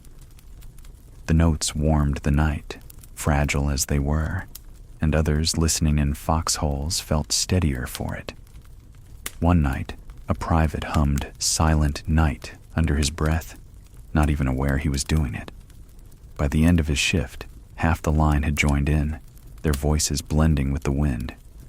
It was December after all, though the calendar felt unreal. The lieutenant often took his own turns on watch, though he could have left it to others. Men noticed. They saw him pacing, breath clouding, eyes sharp even when exhaustion tugged at his shoulders. He asked for updates in whispers, shared a match to light a cigarette, sometimes just stood alongside them in silence. That silent companionship meant more than words. If the officer himself stood guard, then surely the company was worth guarding. The worst hours came just before dawn. That was when cold bit deepest, when bodies longed most for sleep, and when enemy attacks most often came. It was then that watch became less about vigilance and more about endurance. Men stamped feet to keep blood flowing, clutched rifles tighter, forced themselves to scan the dark again and again. Some muttered prayers, asking simply to reach sunrise. When dawn finally broke, it came softly at first. The forest lightened in shades of gray, snow taking on the faintest glow. Trees emerged from shadow, black shapes against the pale horizon. Slowly, the line of foxholes came into view. Each man revealed where before he had been invisible. The relief was not in the light itself, but in the promise it carried. Another night endured, another test survived. And yet dawn brought its own dangers. In the half-light, before the sun rose high enough to scatter shadows, the enemy often struck. Men on watch knew this, and so the last hour of darkness was the hardest of all. Eyes burned with fatigue, nerves frayed, yet focus had to sharpen. Every rustle, every crunch in the snow might be the start of something terrible. And still, they watched. Later, in years far removed from the war, the veterans remembered these nights with a kind of bitter fondness. They spoke less about the battles themselves and more about the hours of watch, when the world seemed suspended between silence and fear. They remembered leaning close to a friend in the dark, whispering nonsense just to stay awake. They remembered stamping their feet until toes burned with pins and needles. They remembered the first pale light sliding between branches, turning fear into exhaustion, exhaustion into weary relief. The night watch had been its own battlefield. No medals were awarded for staying awake. No headlines marked the hours a man spent staring into darkness. But the veterans knew, without those countless ordinary watches, none of the battles would have been won. Morning carries tension folded inside stillness. Morning did not so much arrive as reveal itself, unfurling from the edges of the forest like a pale sheet. Before the sun showed, a dim silver gathered in the snow, and the black columns of trees softened into charcoal and smoke. In that hush, the hour when the breath of the men hung low and even, the day's weight slipped quietly into place. You could feel it settle across shoulders that had barely put down the night. There is a special kind of suspense reserved for early light. It is not the clamor of battle or the crash of shells, but a pressing awareness that everything is about to ask something of you. The body wakes slowly, reluctant and creaking. Boots, stiff at the laces, require patience from hands that have already spent their strength. Blankets, boards of frost, fold back with a crackle. Foxholes loosen their hold as if surprised to release a tenant still breathing. And in all of this, there's the steadying ritual. Stretch the knees, rub feeling into fingers, check the rifle with the tenderness of a craftsman returning to his bench. The forest itself seemed to lean forward and listen. Trees gave their small reports.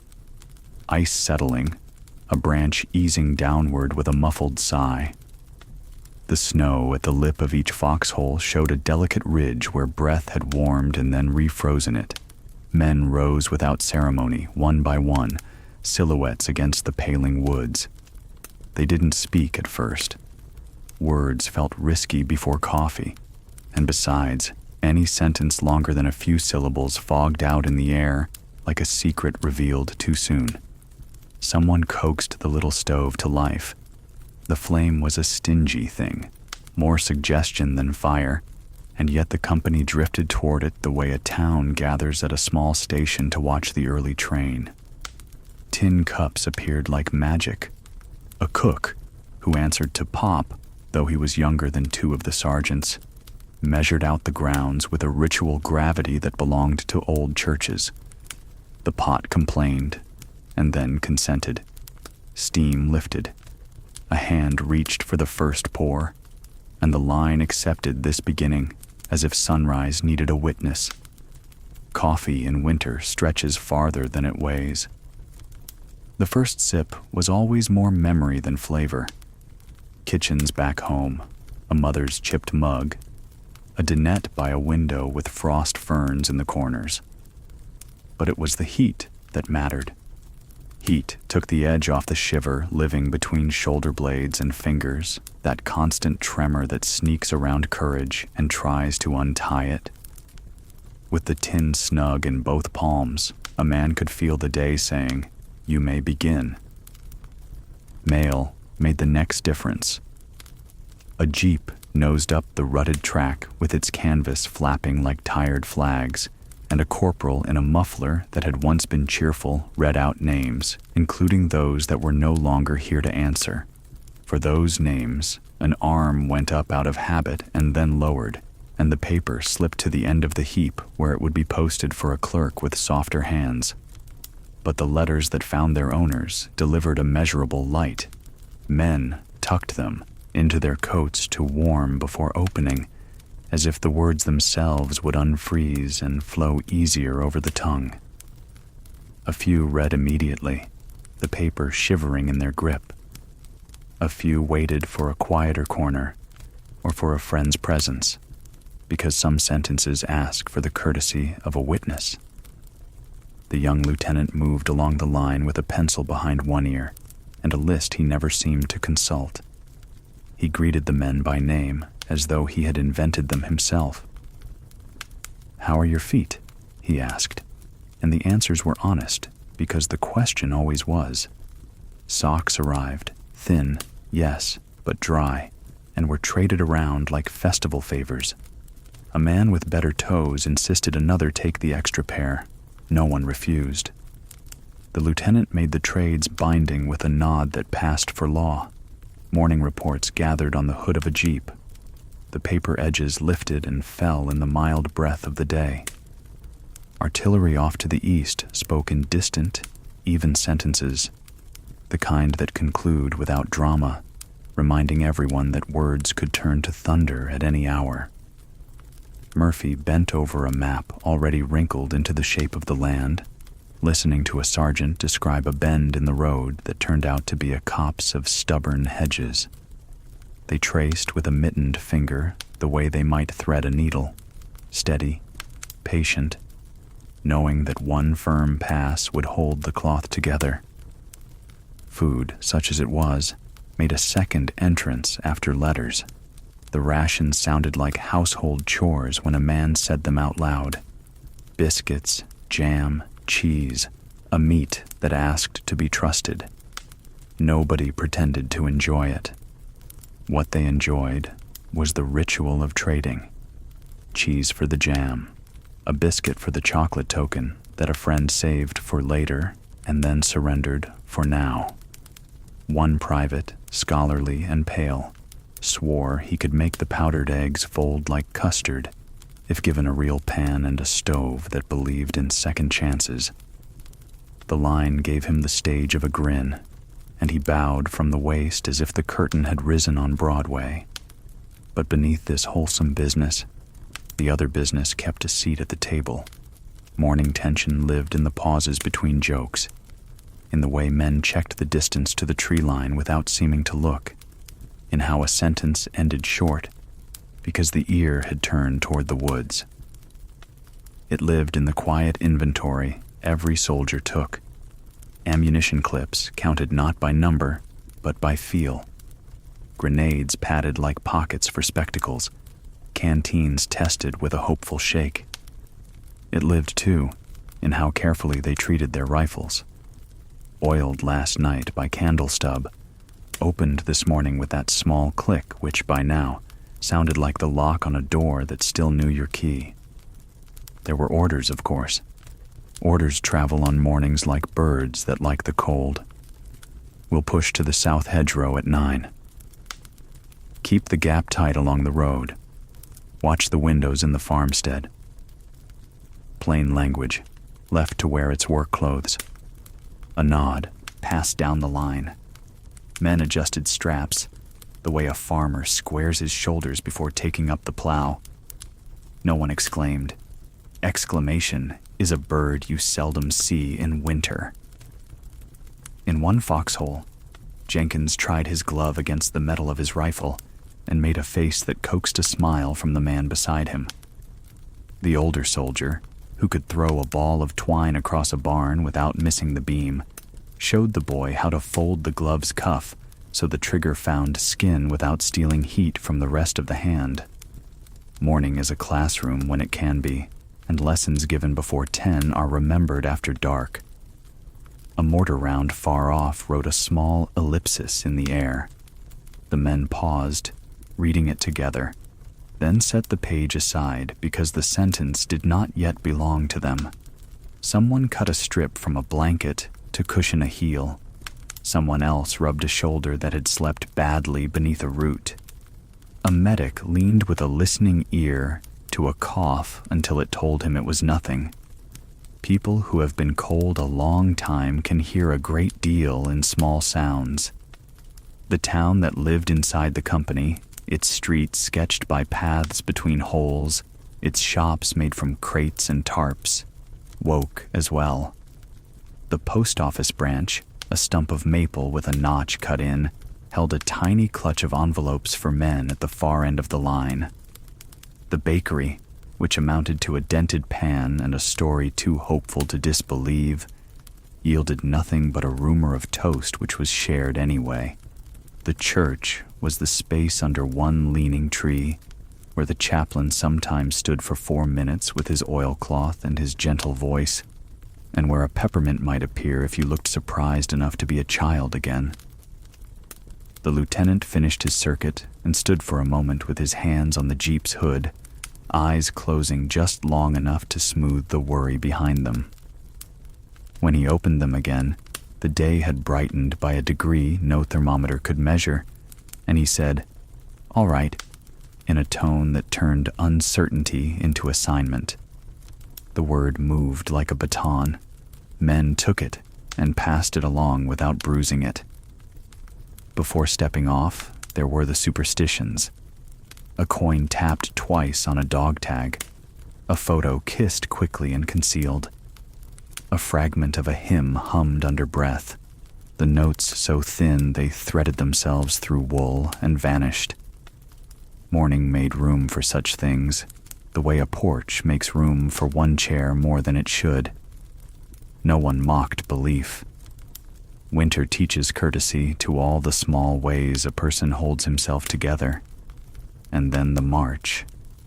Not far, sometimes no farther than from one field's edge to the next, but each step required a decision. Snow that had set hard overnight now softened on top, swallowing boot toes with a quiet insistence. The air smelled of damp metal and pine pitch. The line moved in short files, spaced the way wisdom instructs, and the eyes of each man tugged gently on the back of the one in front.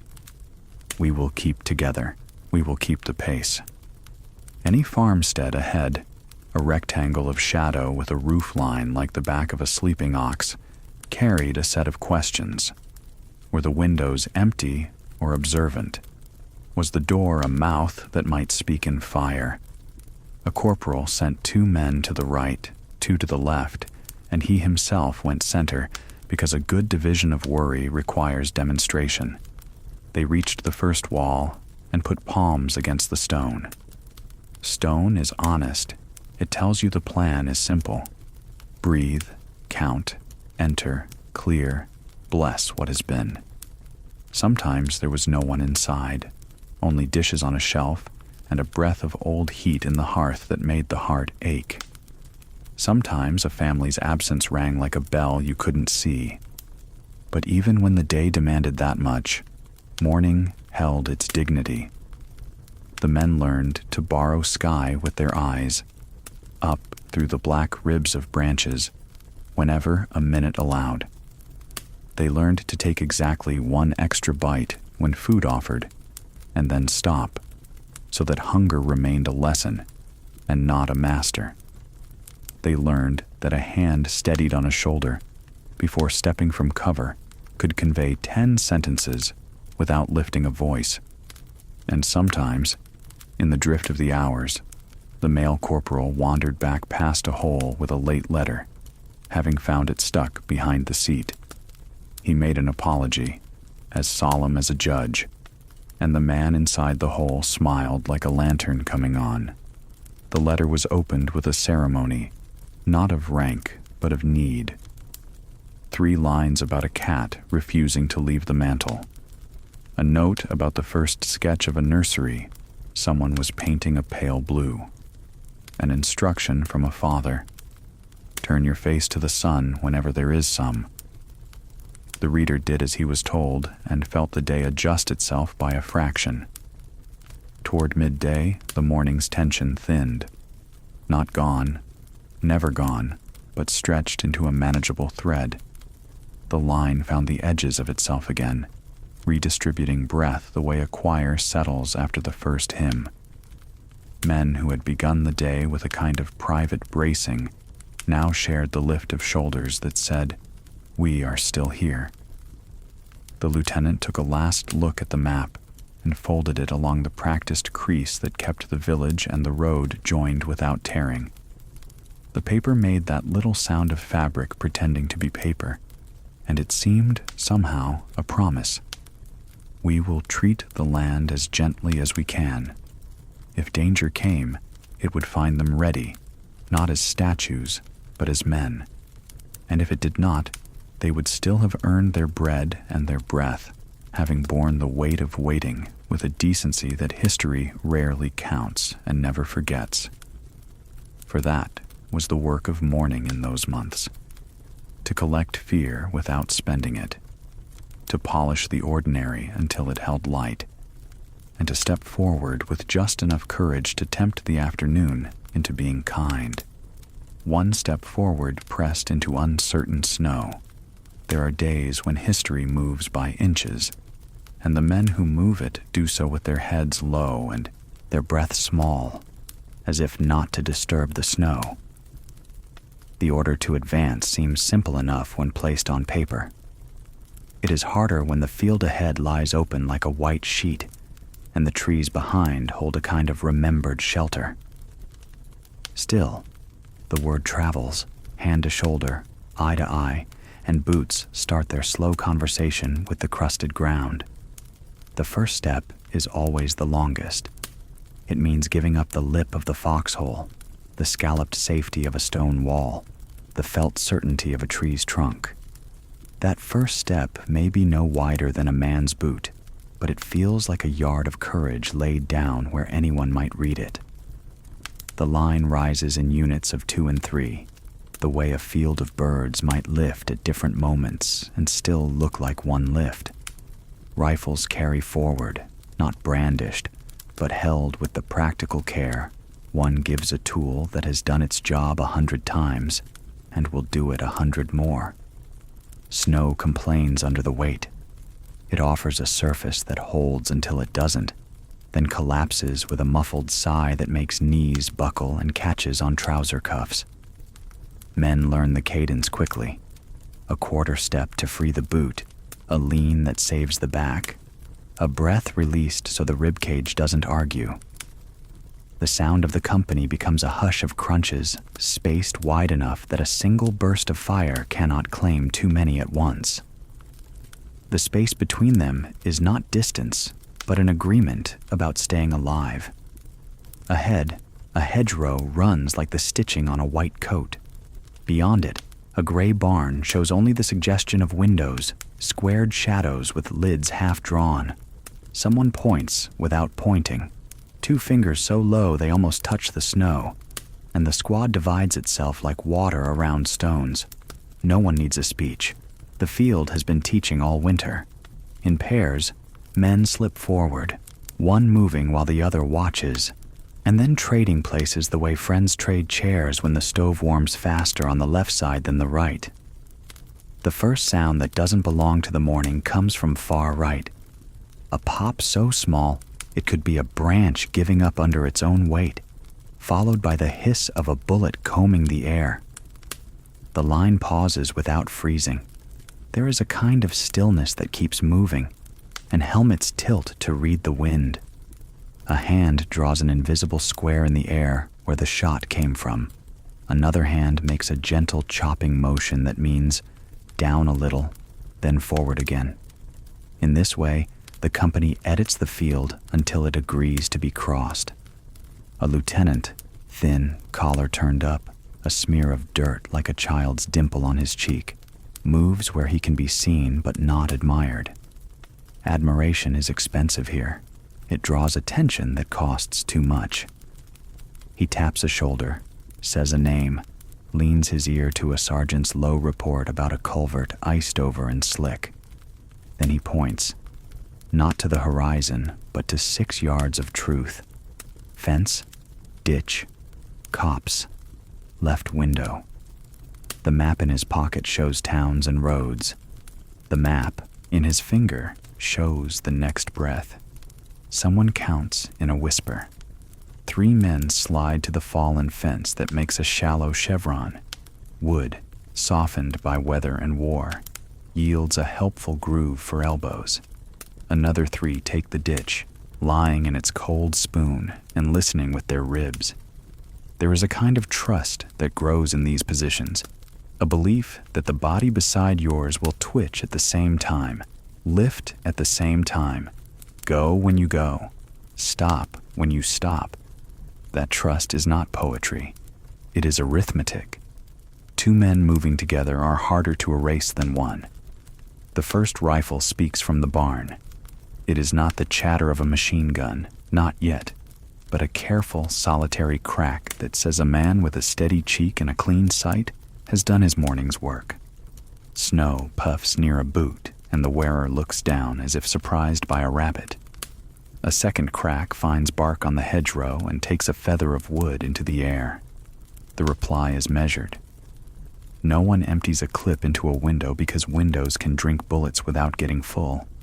Instead, a single shot answers a single shot, and 2 grenades arc softly into the barn's shadow and do the talking that words would only muddle.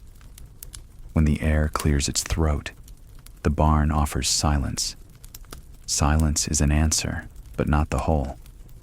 A corporal with a scar that looks like a pencil line along his jaw glances left and right. His squad flattens, resets, and then peels forward to the next line as if pulled by a belt around their middles. The ditch continues like a sentence that will not end. Men finish it with commas of motion, comma, comma, pause, comma again. The rhythm is slow enough to live and quick enough to arrive. In the open middle of the field, where snow has been tramped by whoever came before, cows, carts, refugees, no one knows, footing goes from awkward to treacherous. The surface looks smooth as a newly made bed. Underneath it is rutted and sly. Ankles turn. A knee dips. A hand learns to reach for a friend's pack without permission. No one minds. The whole company has become a set of borrowed balances. From somewhere unseen, a machine gun finally clears its throat.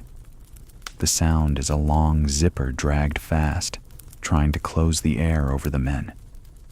The first burst writes a sentence in the snow 3 yards ahead, and then drags the period toward them. Everyone who planned for this does what he planned, face to earth, helmets into shoulders, elbows making small valleys that feel like graves only if the mind lets them. Then comes the counter-ritual that saves lives. Eyes up, not down. Find the muzzle flash. Find the mouth of the threat the way you find a hawk by watching the sparrows scatter. A bar, solid, dependable, a cousin of strength, comes up to the fence line. Its man has hands like a carpenter and breathes as if he is stepping onto a porch. The first burst from the bar does exactly what it means to. It lifts the enemy's face away from the sights and keeps it there. In the breathing space, created by that metal persuasion, 2 riflemen move like thoughts too quiet to hear and find the flank that didn't think it had one. The machine gun chokes, then goes mute, and the field takes a breath it didn't know it was holding. They do not cheer. Men do not cheer for doors that open. They move through them. The hedgerow is a green memory buried in white. It pricks palms even in winter. Hands accept the sting because hands have accepted worse. Over, through, under. Each man finds his own preposition. Beyond it, the land falls a little, the way a bed sags in the middle after a lifetime of stories. A drainage cut offers cover no wider than a man's shoulders. They fit themselves into it, like paper into an envelope. At the cut's end, a farmhouse sits with that stubborn dignity buildings have in hard seasons. The shutters are closed on one side and missing on the other. A door leans from a single hinge like a tired jaw. One window shows lace where a curtain used to be. Another shows the black rim of a stovepipe. The world is full of false faces. This one will do what it's told by whoever is inside. The lieutenant does not send a hero. He sends a method. 4 men, learned as surely as anyone learns a catechism. First and second to the door, third and fourth hold the corners. A grenade is a word spoken before anyone can interrupt. The door accepts the argument and steps aside. Rooms are cleared not with shouting, but with short, tidy sentences of action. In the kitchen, a kettle sits crooked on a cold plate. In a bedroom, 2 quilts lie in a hurry under a window that somebody left open on a day when the air didn't bite. In a pantry, jars line up, some broken, cherries dried to small rubies under their dust. A man pockets one, a habit made of thin hunger and thick memory. Upstairs, a bed shows the print of a body that left in haste. The wallpaper, once flowers, has faded to the suggestion of them. A letter half folded on a table speaks in a language no one here reads well enough to know if it says goodbye or come home. The men do what the war allows. They leave the letter where it is, they close the window, they set the quilt straighter than they found it. It is not charity. It is a ceremony that keeps them from turning to stone. The house holds no enemy today. It offers, instead, a roof that sheds the light snow and a view that matters, the road beyond, the curve that hides a ditch where trouble likes to sit. The company breathes inside the walls for a minute, then breathes out again. Back to the field. Staying means becoming a target. Moving means remaining a company. So they move, and the field changes character from white to gray as clouds thicken. Visibility narrows to the next ridge and the next. This is how a day becomes a string of reachable distances. One soldier, whose back has carried furniture and sacks of feed, learns to carry time the same way, hip to hip, hand to hand. Another soldier, who once drew lumberyard plans, measures ranges with his eye and quietly hands the lieutenant numbers, the way a good clerk lays coins on a counter. Everyone brings a talent and sees it taught a new purpose.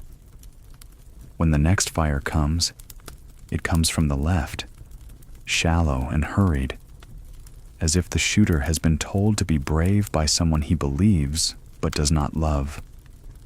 The line pivots, not like a door on a hinge, that would be theatrical, but like a group of pedestrians making room for a pram.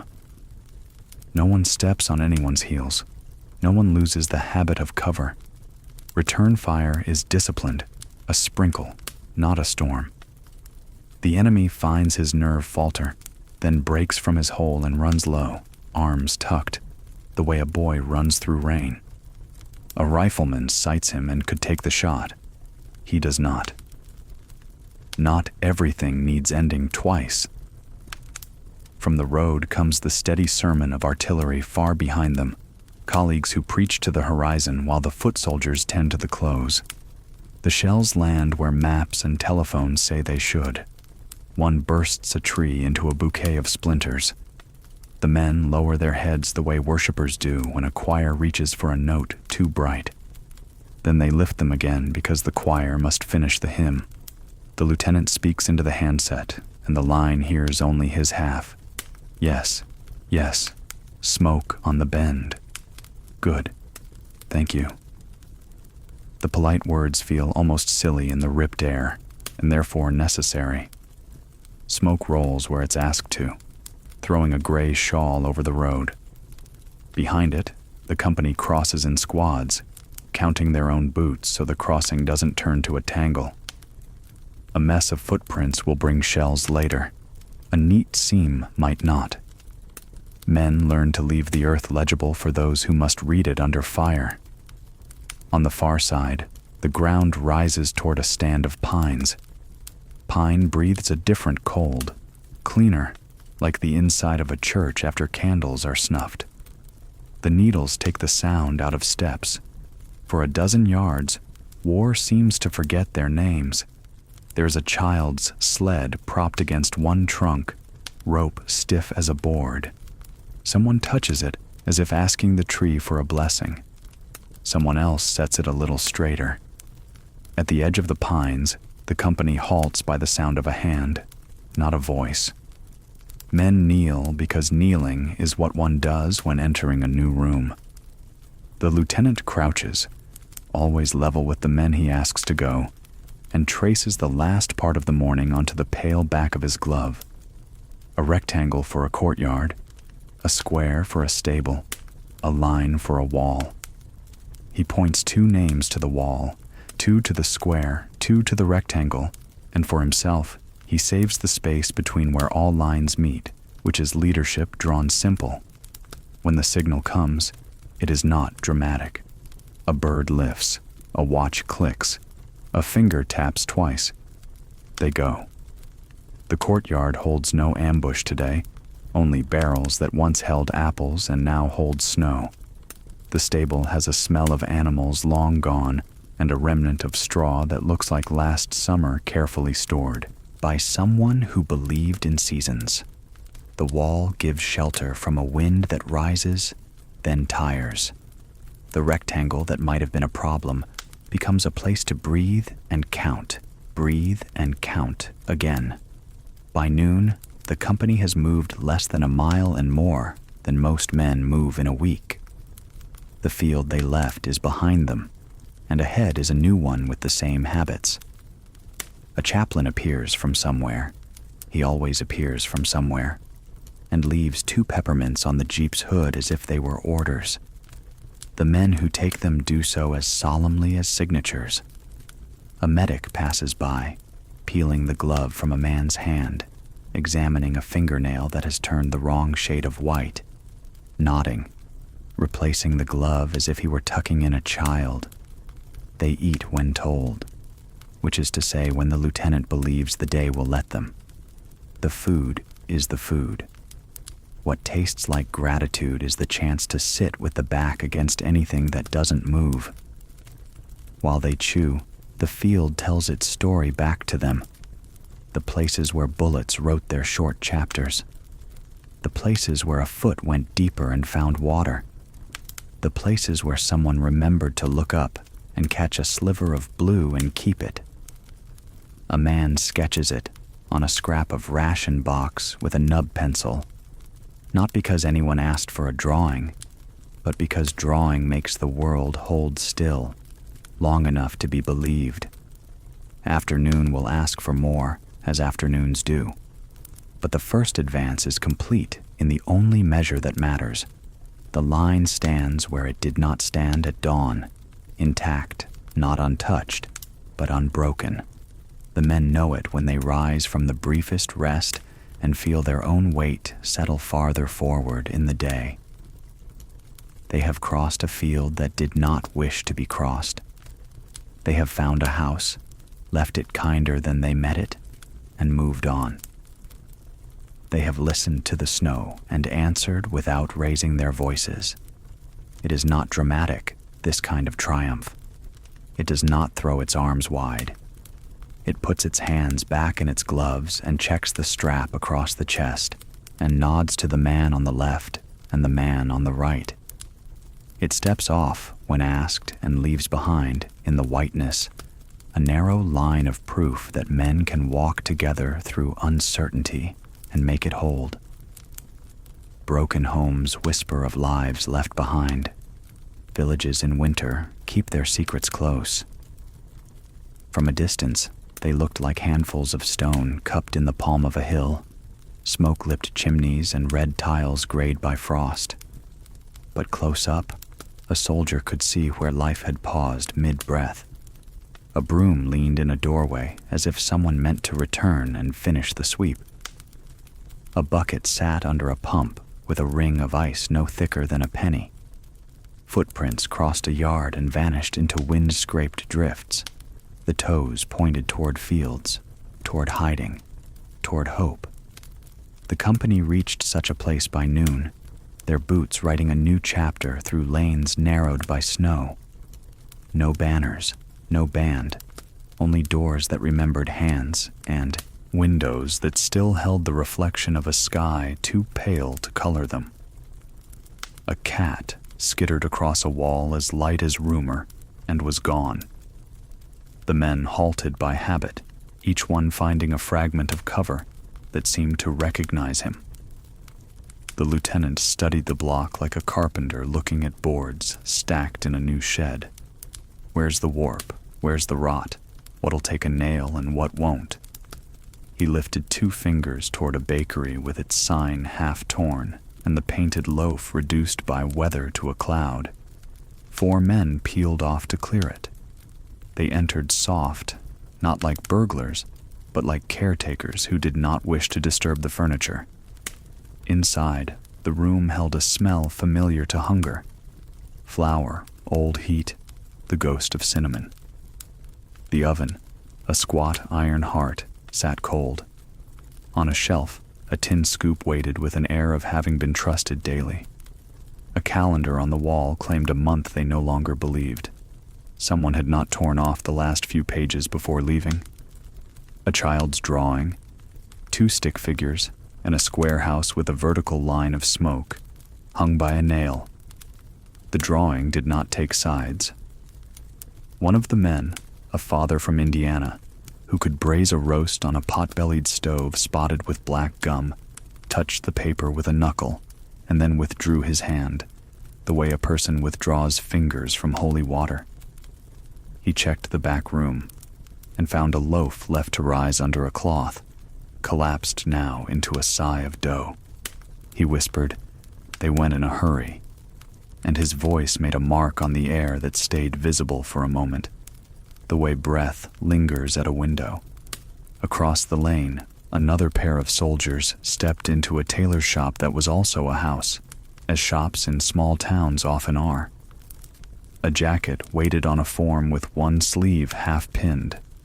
The pins were bright dots of determination. Scissors lay open, a metal bird caught mid-flight. A ledger showed columns of names and numbers: Lise, Hem, Mathieu, Buttons, Madame A, Repair. The soldier who'd once worked the notions counter at Woolworth's ran his thumb down the list as if seeking his own name, then closed the book and set it straight. He threaded one loose needle back into its cushion, a red tomato fainted pale by years, and smiled at himself for doing it. Elsewhere, a house with blue shutters, one shutter hanging like a tired eyelid, offered a kitchen where onions had once kept company in a braided rope. Only 3 bulbs remained, sprouted thin green tongues that reached for a long-departed light. The table wore its scars honestly, a burn from a kettle, a groove where a knife had loved bread too deeply. In the sink, 2 plates leaned against each other like neighbors who know the stories and have run out of words. One of the men, whose hands carried the habit of wiping a counter, no matter whose counter it was, found a clean rag and gave the surface 2 quick, gentle strokes. His partner raised an eyebrow.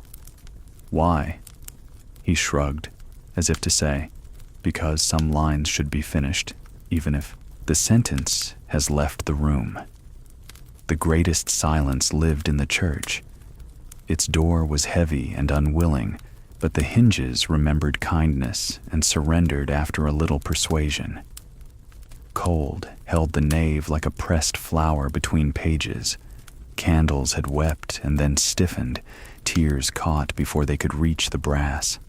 Sunlight, thin as lace, came through windows where saints stood with patience chipped from their garments by wind and years. A pew in the middle carried a blanket folded with care. No scripture lay out, but an almanac did, open to the moon phases, as if the farmer and the priest had agreed on certain truths.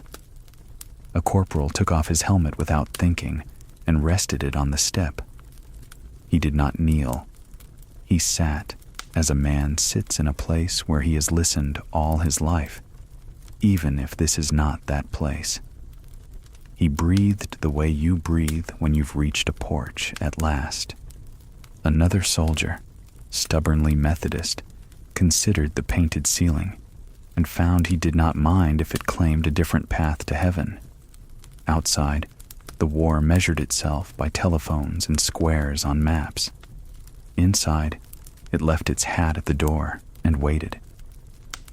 The most intimate rooms resisted words. Bedrooms hold the shape of their owners longer than kitchens do. The company learned to enter with a courtesy that made a person's chest feel too small for its contents.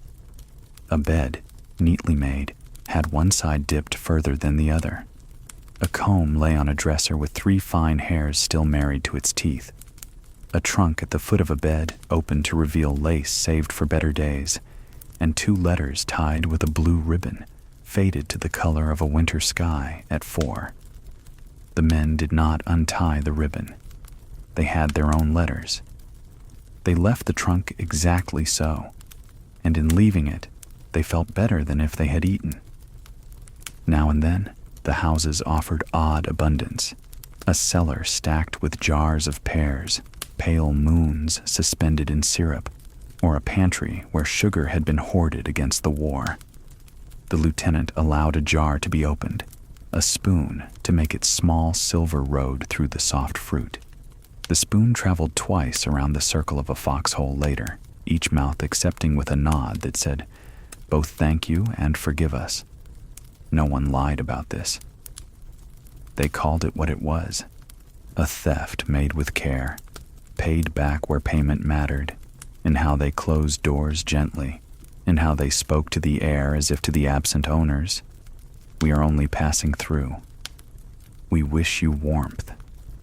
Once, in the narrow room of a school, with slates stacked, chalk in a drawer, and the map of Europe rolled to midair as though uncertain where to stop, the men found a sentence written in a hand firm enough to outlast erasure.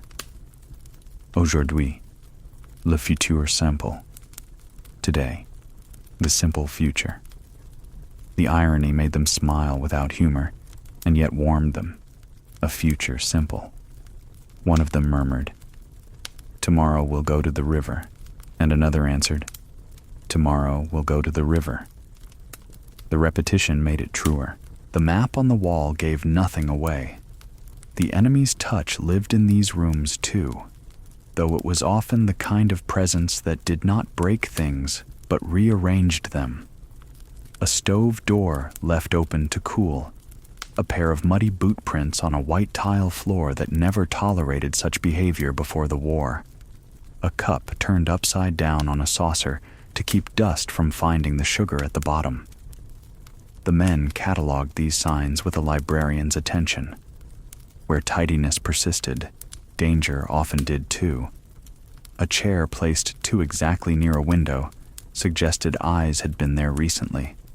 A door latched from the inside suggested a story they did not need to hear. Now and then, the shock arrived under the guise of innocence. A child's sled was tucked beneath stairs with its rope wound neat, a promise of afternoons that had not come. A doll sat with one shoe off, patient as only a doll can be. A soldier who had never bothered with dolls unbent to set the doll's shoe straight and found his throat tightening in a way the cold had not accomplished. He looked at the stairs, thought of small feet, and then stepped outside to breathe wind that did not belong to anyone. His friend, saying nothing, stood beside him and looked down the street where the day kept happening. What the men did not do was as important as what they did. They did not take clocks, though time tempted them, or chairs, though comfort did. They left photographs on mantels. They could not carry every face that asked to go. They swept a bit of snow from a sill and set the broom back where it had leaned, not for the owners but for themselves, a way to stand up straighter afterward. They shut gates that had been open a long while and felt better for the click of the latch. The click said, "Even in a broken place there can be a small rightness." At the edge of the village, they found a garden sleeping under straw. Cabbages sat like old men in mufflers, and a line of stakes marked a summer's pride. Beans, perhaps, or peas. A packet tucked under a rock held seeds wrapped in newspaper. The headlines were out of date. The seeds were not. One of the men, who had known soil in his fists since boyhood, lifted the packet and then, after a moment, set it back. He tamped the rock with a gloved palm. "For after," he said. No one asked, after what? They knew. The company moved with care because the war sometimes hid itself in the domestic, like a fox in a henhouse, cunning in familiar feathers. A door could be wired to a jar that did harm when it shattered. A cellar step could pretend honesty and then betray underweight. The men learned to listen with their feet, to ask each plank its intentions. When danger betrayed itself, they dealt with it the way a conscientious cook deals with a rotten apple. Cut it out, keep the rest if possible, and apologize to the tree in silence. There were kindnesses returned to them by the houses. A kettle, coaxed to life on a narrow blue flame, gave steam to a room until men remembered their shoulders could loosen. A blanket on a rocker opened like a sigh and permitted 2 minutes of warmth passed between pairs of hands. A Bible left on a chair offered a page with words familiar enough that mouths shaped them without sound. "He maketh me to lie down in green pastures," a private whispered, then smiled at his own audacity. There was nothing green for miles, and went on anyway, because the next verse fit winter. "He restoreth my soul." When the lieutenant gathered them to move, he did it softly, as if to spare the rooms an alarm. He stood in a doorway and used that tone that belongs to good fathers and field teachers. "All right, time." The men placed what they had touched back where it belonged, as if replacing chess pieces before a new game. One wiped his fingerprints from a glass as if opinions might be read there later. Another folded the corner of a blanket he had borrowed back over the arm of a chair. In a kitchen, a soldier left 2 matches on the sill. Useless, perhaps, already damp, but a note written in the only ink he had. Outside, the village listened to their leaving. Boots rode a neat line down the lane. The wind smudged it slowly. A dog barked once far away, and then thought better of it. The church door, persuaded shut earlier, held fast. The men did not look back often. They had been taught by the fields not to. But a few did, and those few saw the houses, the way one sees a stage after the curtain falls. A set, quiet, waiting for its players to return with daytime voices and the grammar of routine.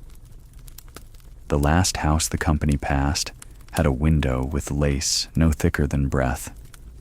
In the window sat a bowl of apples, shriveled now, with their skins tan and wrinkled like old hands folded. A private from Vermont, the kind of fellow who stored tastes in his memory the way others store dates, said softly, "They were sweet." Another asked, "How do you know?" He shrugged, "Because somebody put them in the window." The reply felt like proof enough. They left the village better than many had left theirs. They left it with doors that would open easily when fingers found them again, with floors that would not surprise bare feet, with chairs that remembered how to comfort. War does not often allow such courtesies, but winter had taught these men the worth of small rightness in a world of large wrong. As they stepped back into the fields, the houses held their breath a little longer, then settled into a quiet shaped by absence, but not owned by it. On the far side of the last wall, the snow resumed its old voice. The men took up their own, the crunch and hush of boots, and the soft arithmetic of counting steps to the next stand of trees. Behind them, the village kept its secrets and its promises. Somewhere a calendar would be torn, somewhere a loaf would rise again. In time, children would find sleds and laugh down lanes. A tailor would finish a sleeve. A baker would take a scoop from a tin and smile at the weight of flour. Knowledge returning to his hand like a bird to a familiar glove. For now, the soldiers carried the houses with them. A spoon of cherries worth remembering, the straightening of a doll's shoe, the tiny discipline of closing a gate. Such things are not strategy, and yet they are the scaffolding of survival. To behave as if the world could be mended is to begin mending it, stitch by even stitch. The men went on feeling a thread between their fingers they could not see. drawn from a village that had let them warm their hands over the ghost of breakfast and had received, in return, a promise. We will try to leave you as whole as we can. Each mile in snow lengthens into memory. The march began under a sky the color of pewter, a sheet of gray without seam or crack. Snow stretched out before them like a frozen sea, unmarked except for the wide scars of artillery and the scattered shadows of trees leaning against the wind. Boots sank, lifted, sank again, each step pulling at the knees as though the earth itself had decided to argue with them. The sound of the column was steady but subdued, leather groaning, canvas whispering, rifles shifting against straps. There was no drumbeat to keep time. The cadence came from breath. Inhale with effort, exhale with frost. Each man found his own rhythm, and together the rhythms overlapped until the air seemed filled with a quiet chorus, as though the company were chanting in a language older than words. The snow absorbed every other sound.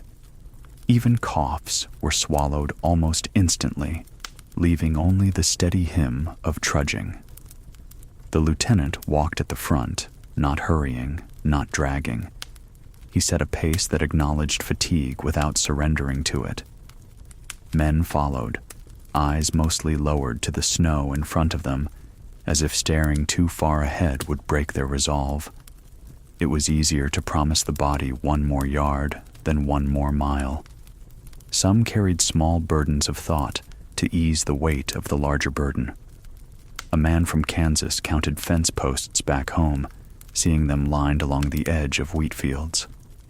Another repeated the names of his children as if rolling marbles in his mouth. A third recited fragments of poems learned in school, words he thought long forgotten, but which rose now like birds startled from underbrush. Memory kept step with them, loyal and persistent, even when it hurt. The snow was no longer crisp underfoot. It had turned to a wet, heavy crust, reluctant to give way, eager to cling. The men shifted side to side along the track to avoid stepping exactly where the one before had, for fear of sliding into a rut that would trip them. The column stretched like a ribbon, sometimes nearly straight, sometimes curling around a cluster of trees or a ditch hidden under white. Jenkins walked in the middle, his rifle balanced across his chest. He was quieter than usual, conserving energy. The older soldier beside him noticed the boy's lips moving faintly and realized he was whispering arithmetic, counting steps, dividing them into sets of 50, then beginning again. Each small count was an accomplishment, a stone in the pocket to weigh against despair. The older man let him be. A soldier's private bargains with distance deserved respect. Occasionally, a rabbit darted across their path, leaving a quick scatter of prints that looked like punctuation marks in the otherwise blank field. Heads lifted briefly, eyes following the small creature until it vanished into the brush. No one spoke, but the sight of something so alive, so quick, provided a kind of balm. The men straightened slightly afterward, as if reminded that the world still contained movement, not dictated by orders. The march allowed only brief pauses. Every hour or so, the lieutenant called a halt. Men crouched by the roadside, shifting packs from shoulders, massaging ankles, stamping circulation back into their feet. Cigarettes flared briefly, tips glowing against the gray. The air filled with smoke and silence, broken by the sound of canteens being thumped against knees to crack the ice inside. Water was sipped carefully, more ritual than refreshment. Then came the order to rise, and the column resumed, each man hefting his burdens with a grunt that faded back into the rhythm of steps. By mid-morning, the snow began again.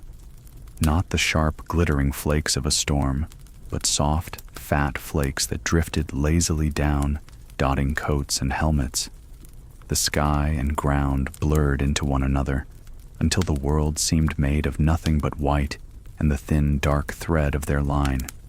Men disappeared ahead into the curtain of snow, reappeared briefly, then vanished again. It was like walking in a dream where the edges of things refused to stay sharp. The cold worked on them with a craftsman's patience. First, it numbed fingers until gloves felt stuffed with straw. Then it gnawed at toes, making every step a test. Shoulders stiffened beneath straps, backs bent against wind. The body fought constantly to conserve heat, drawing energy from muscles that wanted rest. Hunger became another quiet companion, always at the elbow, reminding them that their last meal had been hours ago, and their next was uncertain. Yet amid the hardship, there were moments of peculiar beauty. A stand of pines rose suddenly from the snow like a dark choir, their branches heavy with white. Passing beneath, the men inhaled the resinous scent and felt as though they had stepped into a cathedral not built by hands. The wind hushed under the trees, and for a few minutes the column moved in near silence, broken only by the crack of an occasional branch shedding snow. When they emerged back into open ground, the wind struck them again, and they pulled coats tighter with resigned sighs. By midday, the company reached a crossroads where a stone farmhouse squatted, with its roof hunched against the weather. The lieutenant halted them here, sending scouts ahead. Men leaned against walls, grateful for any break in the monotony. Some slid to the ground and sat with packs propped beside them, rifles balanced across knees. Jenkins pulled a letter from his coat pocket, folded so many times it was nearly soft as cloth, and stared at it without opening it. The older soldier beside him watched, then looked away, knowing some words are for private reading only, even if you already know them by heart. Lunch was a ration box pried open with stiff fingers, hard biscuits that chipped teeth, meat spread that tasted faintly of tin, chocolate bars brittle with cold. They ate quickly, shivering, then shared what small comforts they could. A man produced a tin of instant coffee and passed it around. Each soldier dipped a fingerful into his canteen cup, adding hot water from the medic's kettle. The brew was bitter, but it spread warmth through the chest, and for that reason, it was cherished. The lieutenant gathered them after the meal, his face taut with weariness. He pointed with his glove toward the east, where the road led between hills. "We push through before dusk," he said simply. No flourish, no lecture, just the plain fact of the day's work. Men nodded, adjusted packs, tightened straps. Then they rose again, and the march resumed. Afternoon settled heavily. The snow did not stop. It deepened, dragging at boots, erasing footprints almost as soon as they were made. The wind found new ways to whistle through helmets, to slip beneath collars, to turn cheeks raw. Each step became both familiar and strange, the same motion repeated endlessly, yet demanding fresh effort each time. Men leaned forward slightly, as if bowing into the storm. Fatigue pressed its claim. Shoulders sagged, eyes blurred. One man stumbled and was caught by two others before he fell. They pulled him upright and steadied him until his legs remembered their duty. No one mocked him. All knew they might stumble next. Solidarity was not a virtue here, but survival. The column could not afford cracks. As evening approached, the snow eased at last, though the sky remained low and heavy. The landscape revealed itself again. Fields bordered by hedges. A barn roof caved in under weight of storms. A line of trees black against the dimming light. The lieutenant called another halt, allowing men to catch breath before the final push to the village ahead. They stood in silence, watching the horizon. The older soldier felt his chest loosen slightly, the way it always did when a goal was in sight. The march had been long, the snow cruel, but there was always that moment. The glimpse of rooftops, the promise of shelter, that drew tired feet forward. Jenkins, standing beside him, whispered, "Almost there," though the words vanished instantly into the wind. When at last they moved again, the line seemed to find a second strength. Feet that had dragged now lifted with renewed purpose. Backs straightened slightly. Rifles shifted more firmly in hands. The sight of walls, even damaged walls, called something out of men that no ration, no rest could provide. The promise of stopping, of sitting inside instead of outside, of leaning against a wall that had once sheltered families, was a balm strong enough to push them the last mile. By full dark, they reached the edge of the village. The snow glowed faintly in the starlight. The houses hunched like tired animals. The lieutenant raised a hand, halting the column. Scouts slipped forward, rifles ready, eyes sharp. The rest of the company waited, breath held, silence thick. Only the sound of boots shifting in snow betrayed their presence. Minutes passed. Then the signal came. Clear. The men exhaled as one, shoulders easing fractionally. They moved into the village, careful but relieved, eyes searching shadows, hands ready but not clenched. The snow had carried them here, step by reluctant step, and though it had taken much, it had not broken them. Inside the first house, they found only the smell of old ashes and the faint echo of children's laughter that seemed to cling to the walls. A stove still stood in the corner, cold but promising. The men moved in with the quiet efficiency of those who have walked long enough to deserve rest. Packs slid to the floor, rifles leaned against walls, shoulders unburdened for a moment. The march was over, for today. Tomorrow would bring its own miles, its own weight. But tonight, they had arrived, and arrival was a victory of its own. Within stone walls, silence carries its own weight. The church stood at the village's center, like a weary sentinel, its steeple bent slightly under the long hand of winter storms.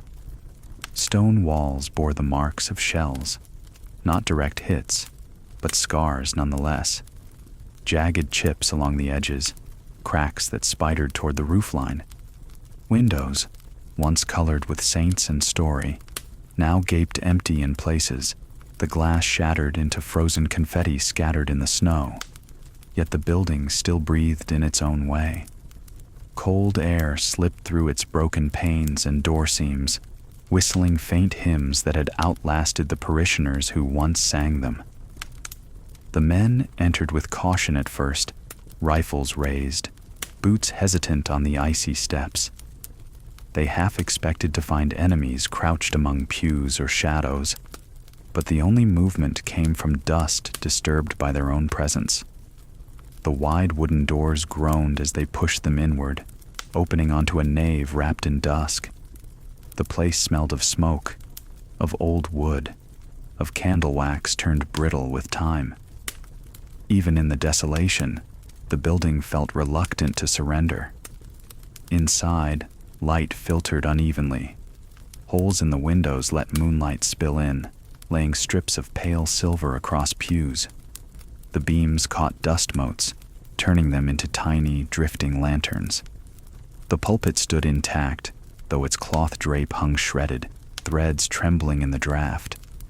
An altar, scarred and burned at the edges, still bore a carved cross at its center. No shell, no fire had managed to erase that the men spread out in silence.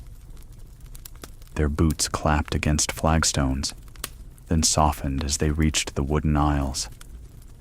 Jenkins lingered near the doorway, his breath visible in the cold air.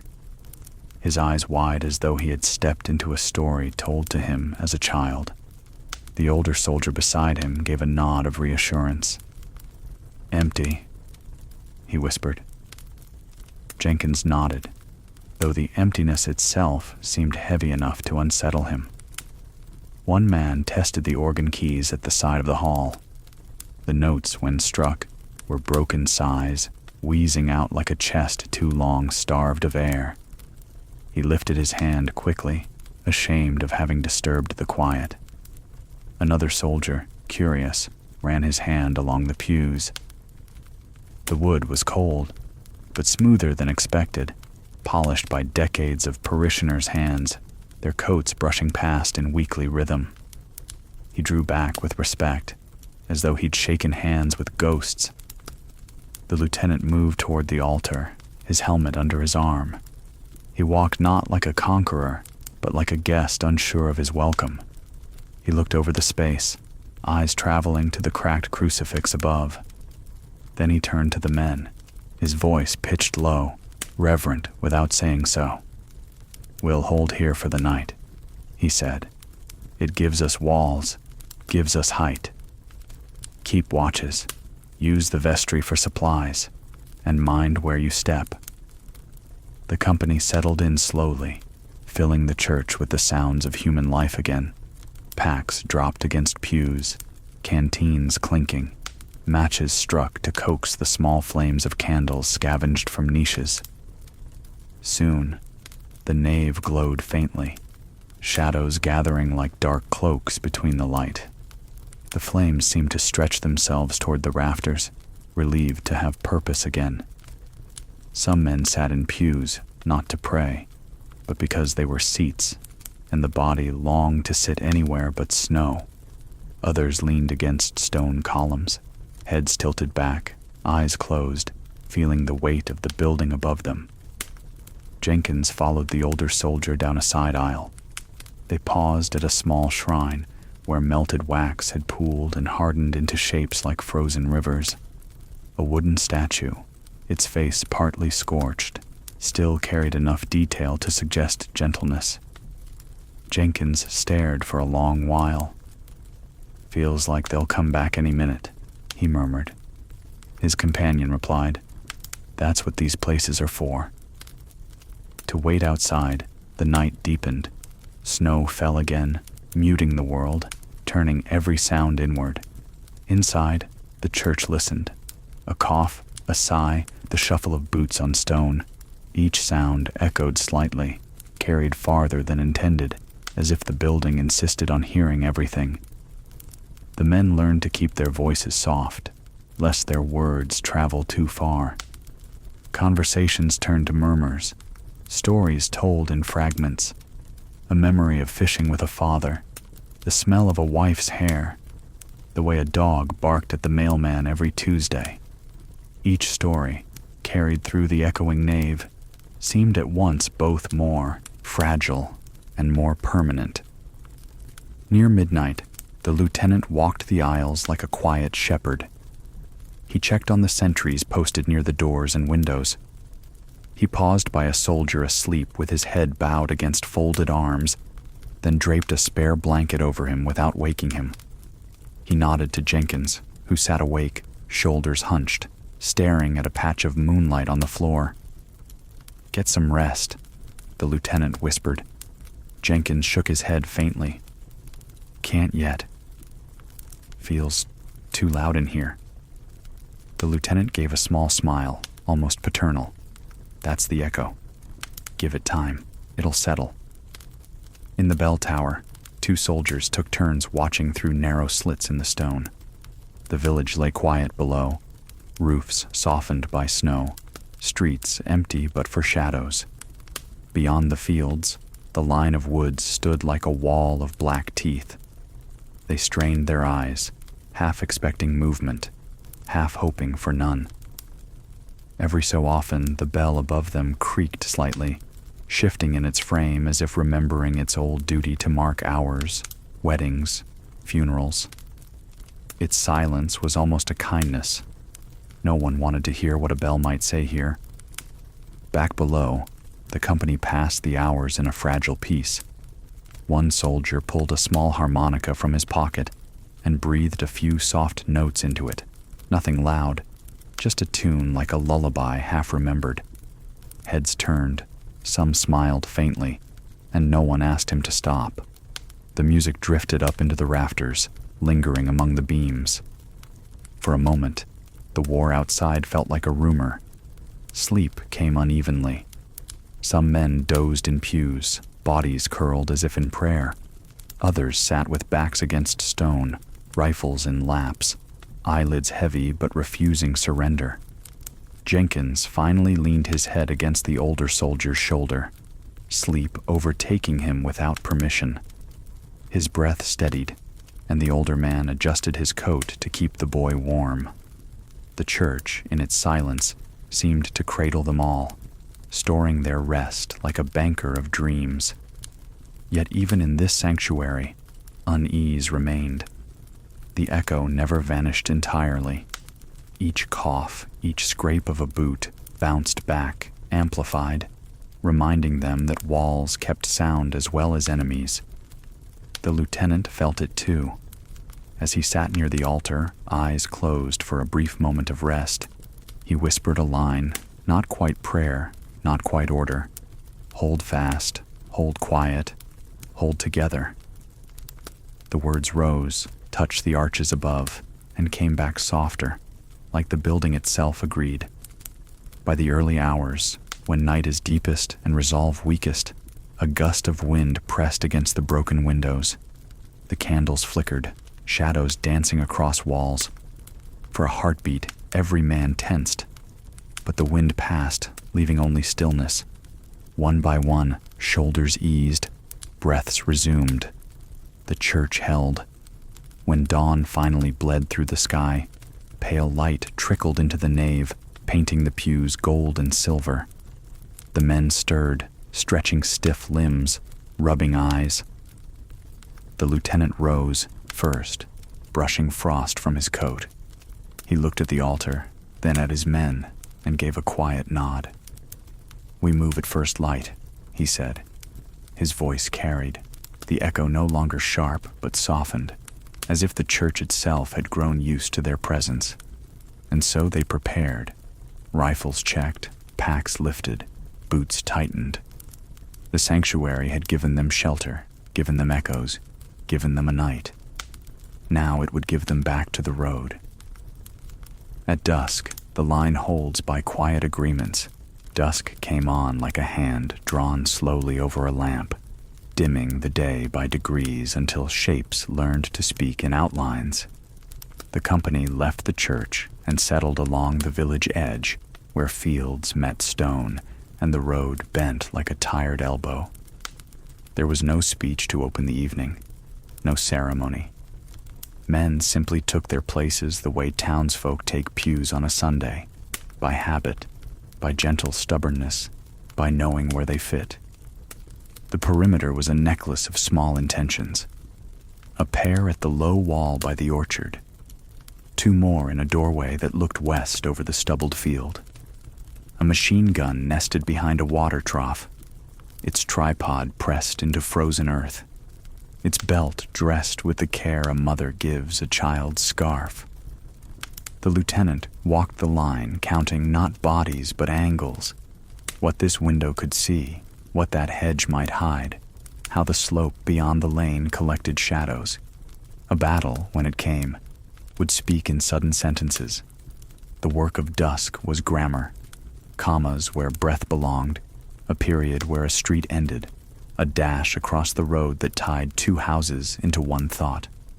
He placed a runner at the corner with the broken cart, a boy built for track if the world had stayed ordinary.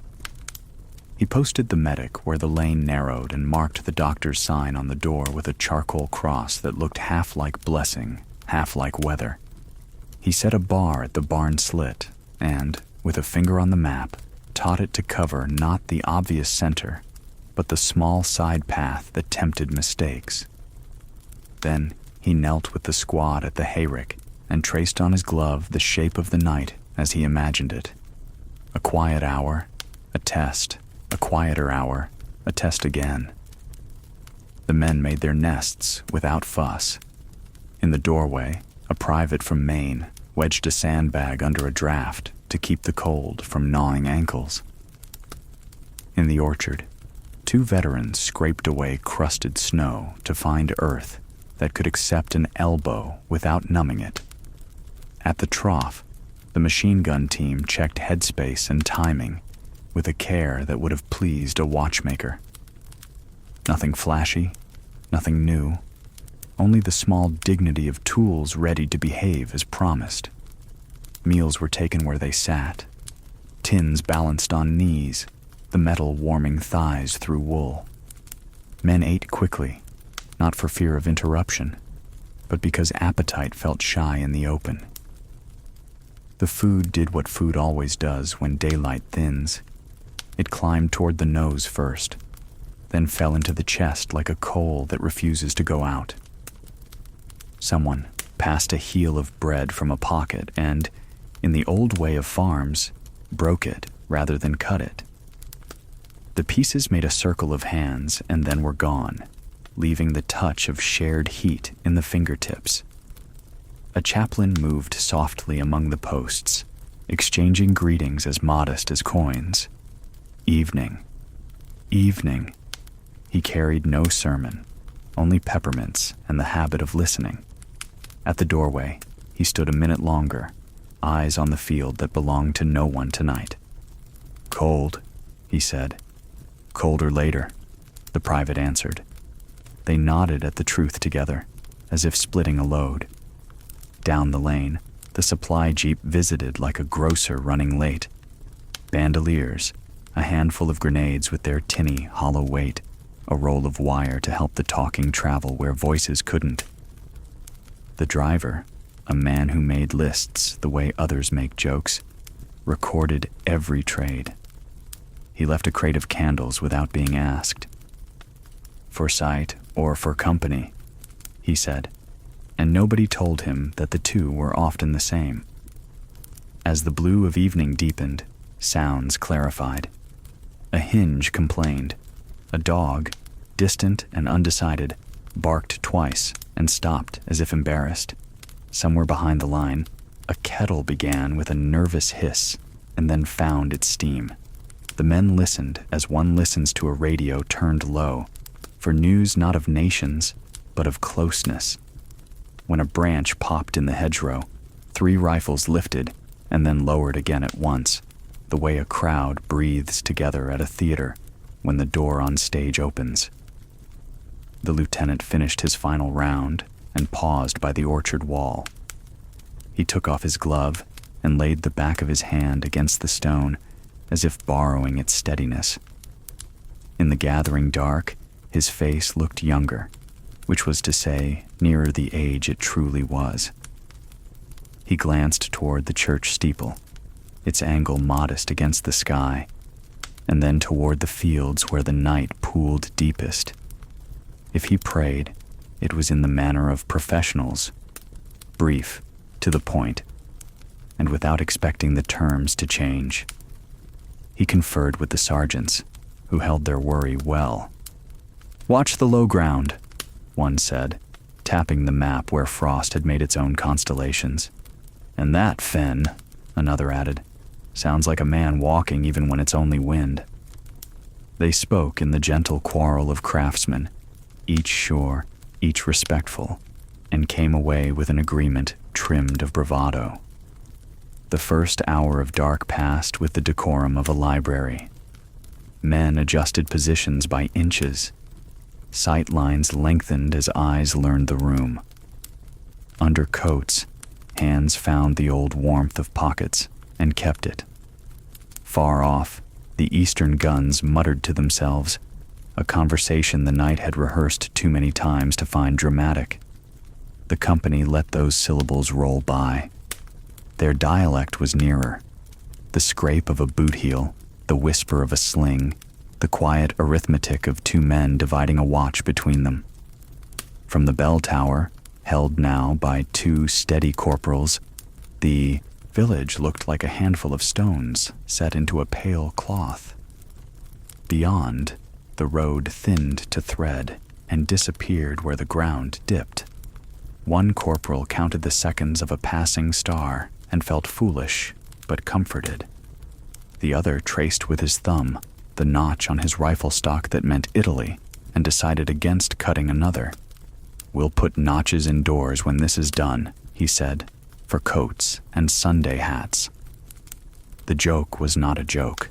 It was a blueprint. Below, the medic set his corner.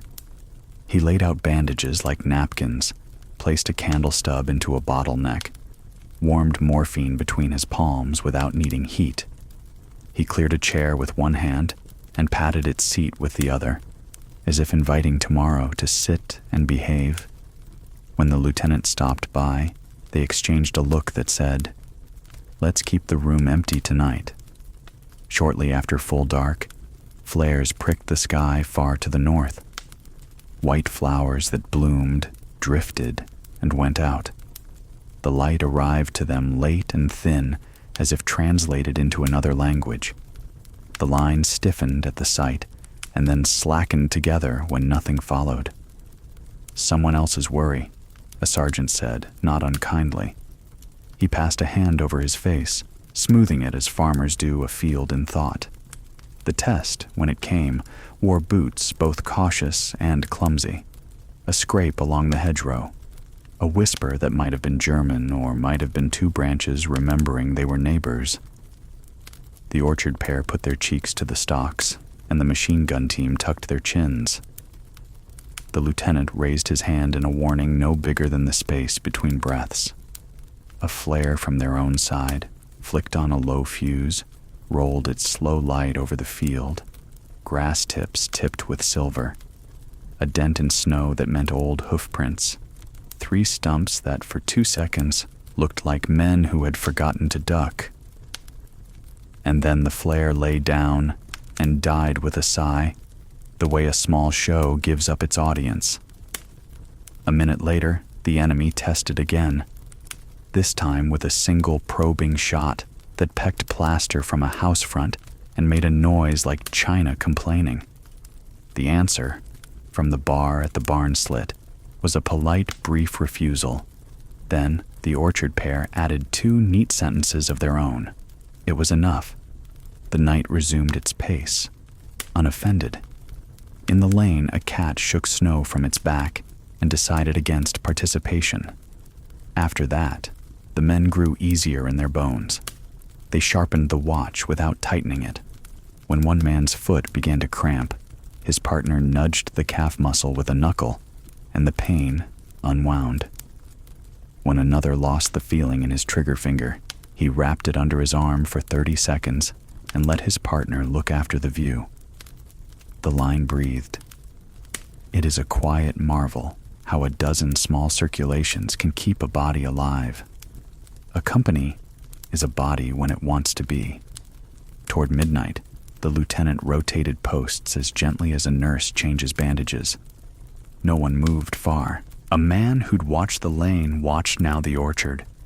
Another who'd held the orchard took the doorway and its square of clean angles. Relief passed hand to hand along the wall. 2 words, a touch, a step taken, a place filled.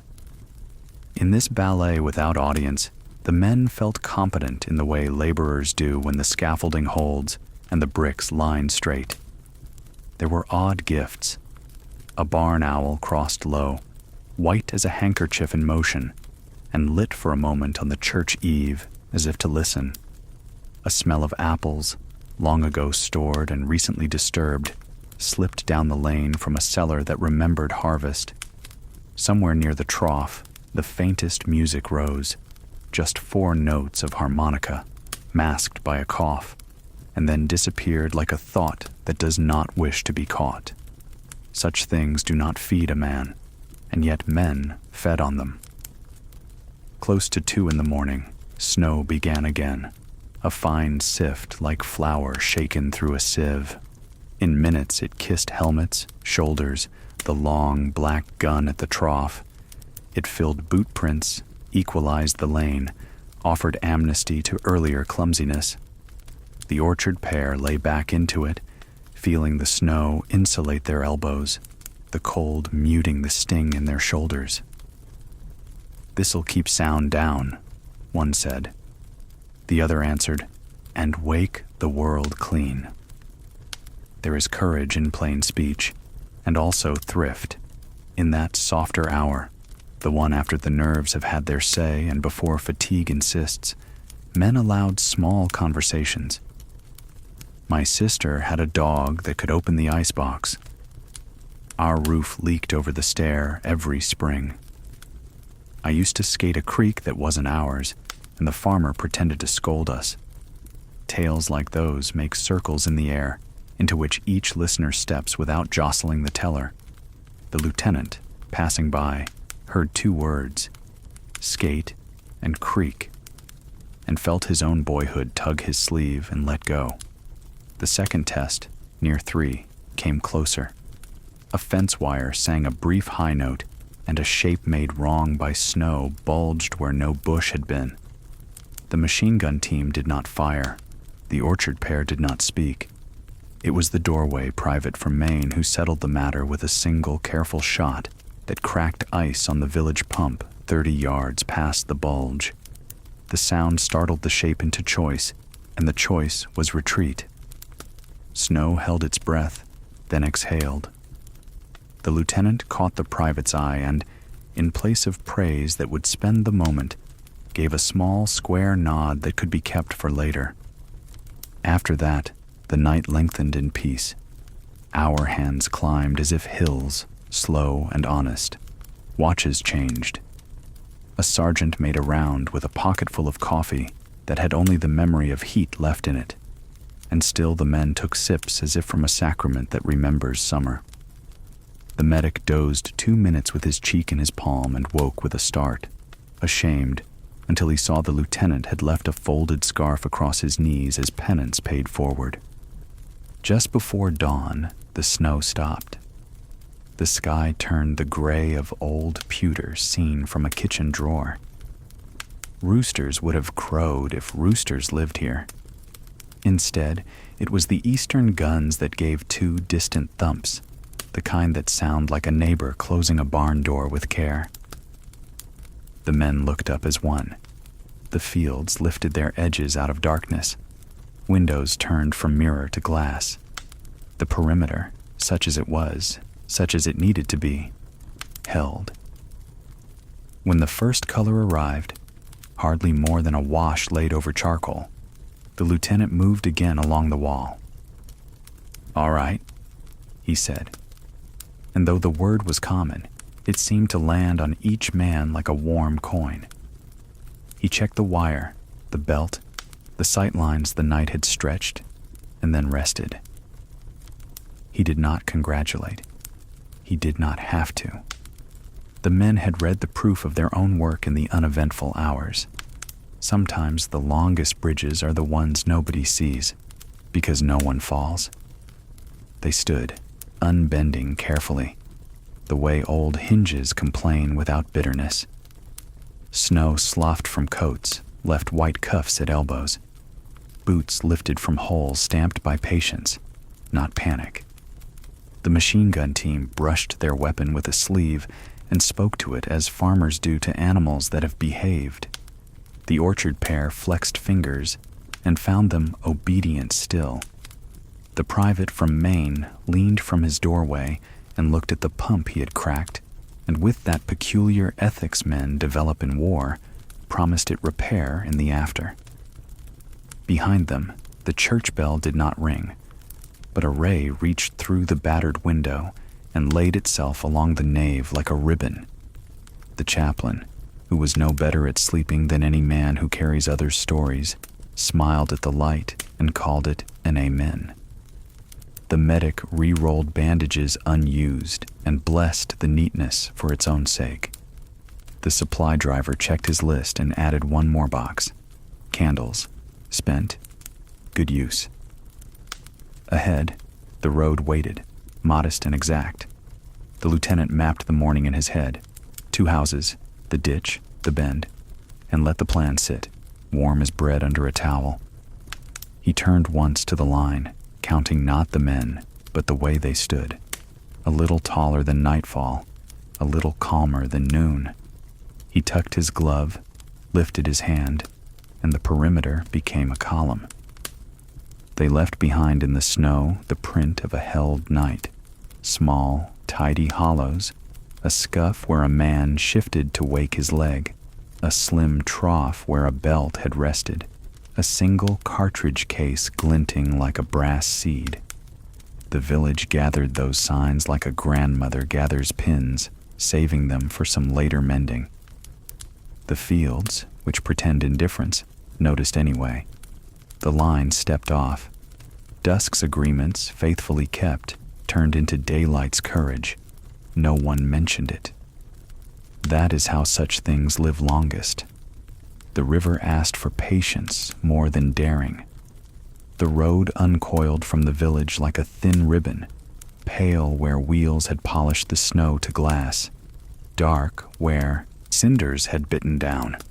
It led, without bragging about it, toward the water everyone had been hearing about for months, first in rumor, then in orders, then in the weight of maps folded and refolded until their creases felt like the very bends of the earth.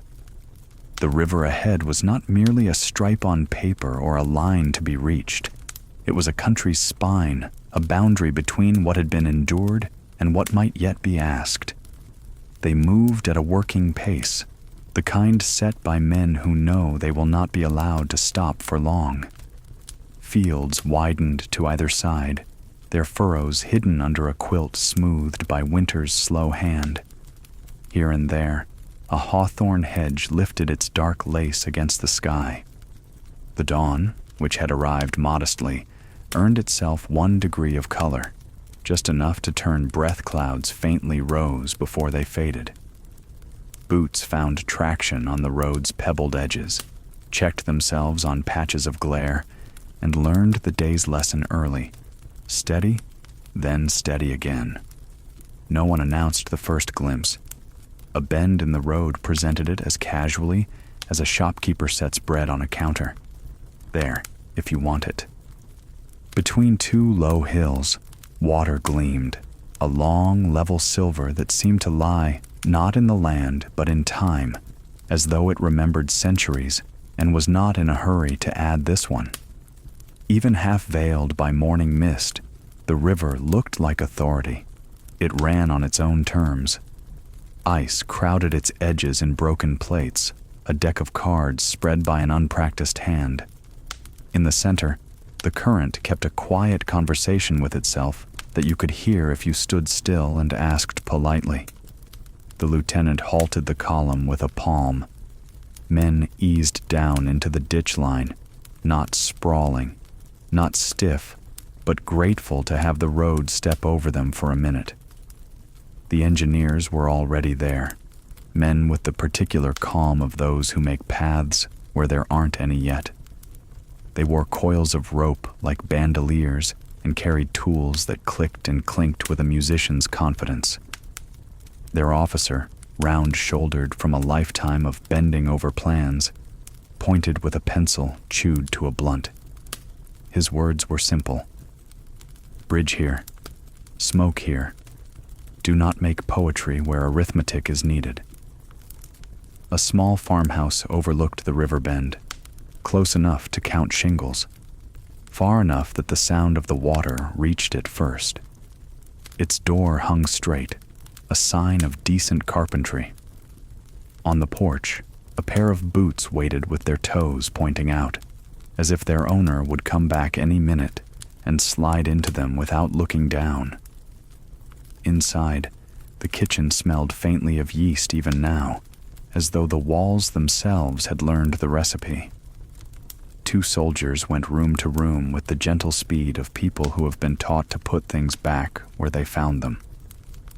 By the time they stepped out, one of them had left a single stick of cinnamon on the sill, a foolish exchange rate for borrowed shelter, and still the best he could do. Down on the bank, the river spoke more clearly. Its sound was a long, low note under everything else, a bass string you felt more than heard. The engineers set to work with a rhythm that would have seemed ordinary except for the urgency beneath it. Sections of pontoon, canvas stretched over frames, homely as wash tubs, were manhandled into the shallows. Men in hip waders pushed, slipped, steadied, laughed when the water climbed higher than they intended, and swore softly when it kissed their belts. Ropes flew in neat arcs like handwriting practice to please a teacher. Anchors settled with a reluctant gulp. The first plank walked down a man's shoulder and lay itself over the gap with a sound like a page finding its place. "Smoke," the lieutenant said, not loudly, and the mortar team responded with the hurry of bakers rising before dawn. Tubes thumped softly, canisters arced and fell, and in seconds the far bank began to disappear under a slow, charitable fog. Smoke does not argue with water, it borrows its habits. It drifted and layered, and where it thinned, another canister sewed the curtain thicker. Men watched it with the quiet gratitude they reserved for any kindness that did not need their permission. Across the river, the first reply from the enemy came late and faint, a probing shot that cracked a twig over the engineer officer's hat and snapped into the mud with the impertinence of a pebble in a boot. The machine gun at the bend had already been set. It coughed 3 polite sentences into the fog. The answer from the far side considered the tone and held its tongue. The river's note continued without change, which heartened everyone more than they admitted. The bridge grew in the old-fashioned way, piece to piece, tested by foot, corrected before pride had a chance to speak. Planks were carried hand over hand, each man passing along not just weight, but intention. This goes here and will bear us. Don't hurry it. Step on the seam. Spans bumped against one another, protested, then settled as if they had always meant to fit. A corporal with a pencil behind his ear and a carpenter's soul tapped joints with the butt of his knife and listened for that note of honest contact. When he heard it, he nodded, the way a father nods when a child's bicycle finally holds its line. The first to cross were not heroes, but proofreaders. An engineer in a knit cap went out with his arms for balance, knees soft, eyes lowered in respect for the task. A second followed, stepping where the first had stepped, then deliberately stepping elsewhere to widen the bridge's memory. The river slipped under them with a patient shrug. Ice plates turned and bumped one another, drifting downstream like slow boats on errands that did not concern men. Back at the road, the company shifted forward by files until they were close enough to smell the river's iron and damp stone. The lieutenant walked along the crouched line and named the order. 2 scouts, then Murphy, with first squad, then the machine gun team, then the rest by twos, a yard between souls and 2 yards between hopes. No heroics, he said, and in that moment every man liked him better than yesterday. Heroics had their place. This was not it. What the river asked for today was what the winter had been teaching since December: sincerity of foot. The scouts went like cats in boots, heads low. The bridge replied to their steps with the smallest creak. A ruler flexed gently between hands.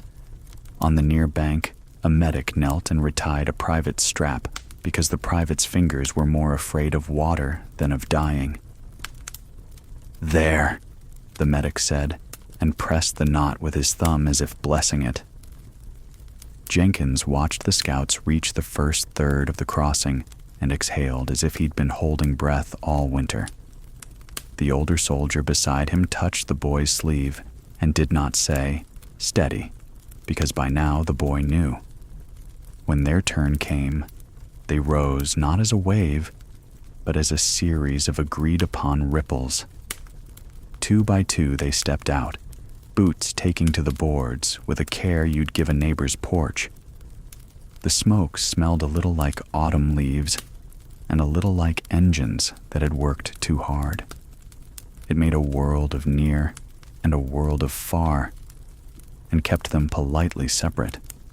Under the planks, water folded itself and unfolded again around the pontoon noses, minding its own business with old confidence. Halfway across, someone's heel slipped on a damp board. The slip was small, the kind that in peacetime becomes a joke by supper. A hand reached forward from the pair ahead without fuss, found the elbow, guided it back toward balance, and let go. No one's heart changed speed. The river rolled on, and the bridge absorbed the moment into its ledger.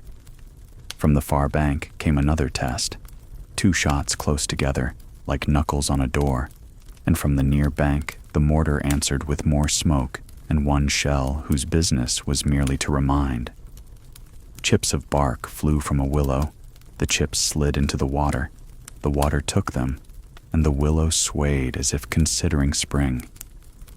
The machine gun team crossed with their weapon cradled between them, the way 2 men carry a sleeping child. On the far side, they set it down with a tenderness that, if you didn't know, you might have mistaken for love. The engineers spoke in short, satisfied phrases as the last sections locked. There. Square. Take it. Across, the first squad fanned into the spit of land the river made for such days. Low, reed-edged, reluctantly firm. The smoke thinned a little where the breeze ignored instructions. Men paused 3 beats, letting their eyes hook onto the new bank's details.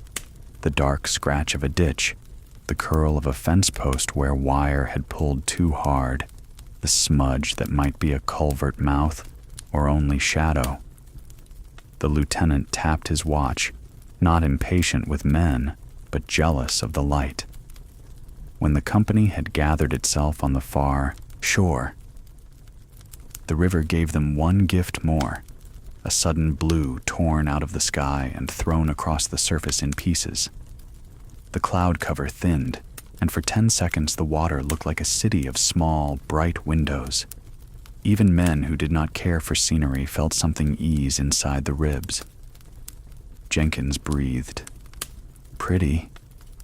And the older soldier let the words stand between them without commentary, like a shared sip from a single cup. Then the clouds stitched back over, and the river returned to its decent gray. They did not linger. The road above the bank, rutted and walled with bare poplars, offered its useful arrow. A farmhouse on the rise kept its shutters half closed in the manner of an old man pretending sleep while listening hard.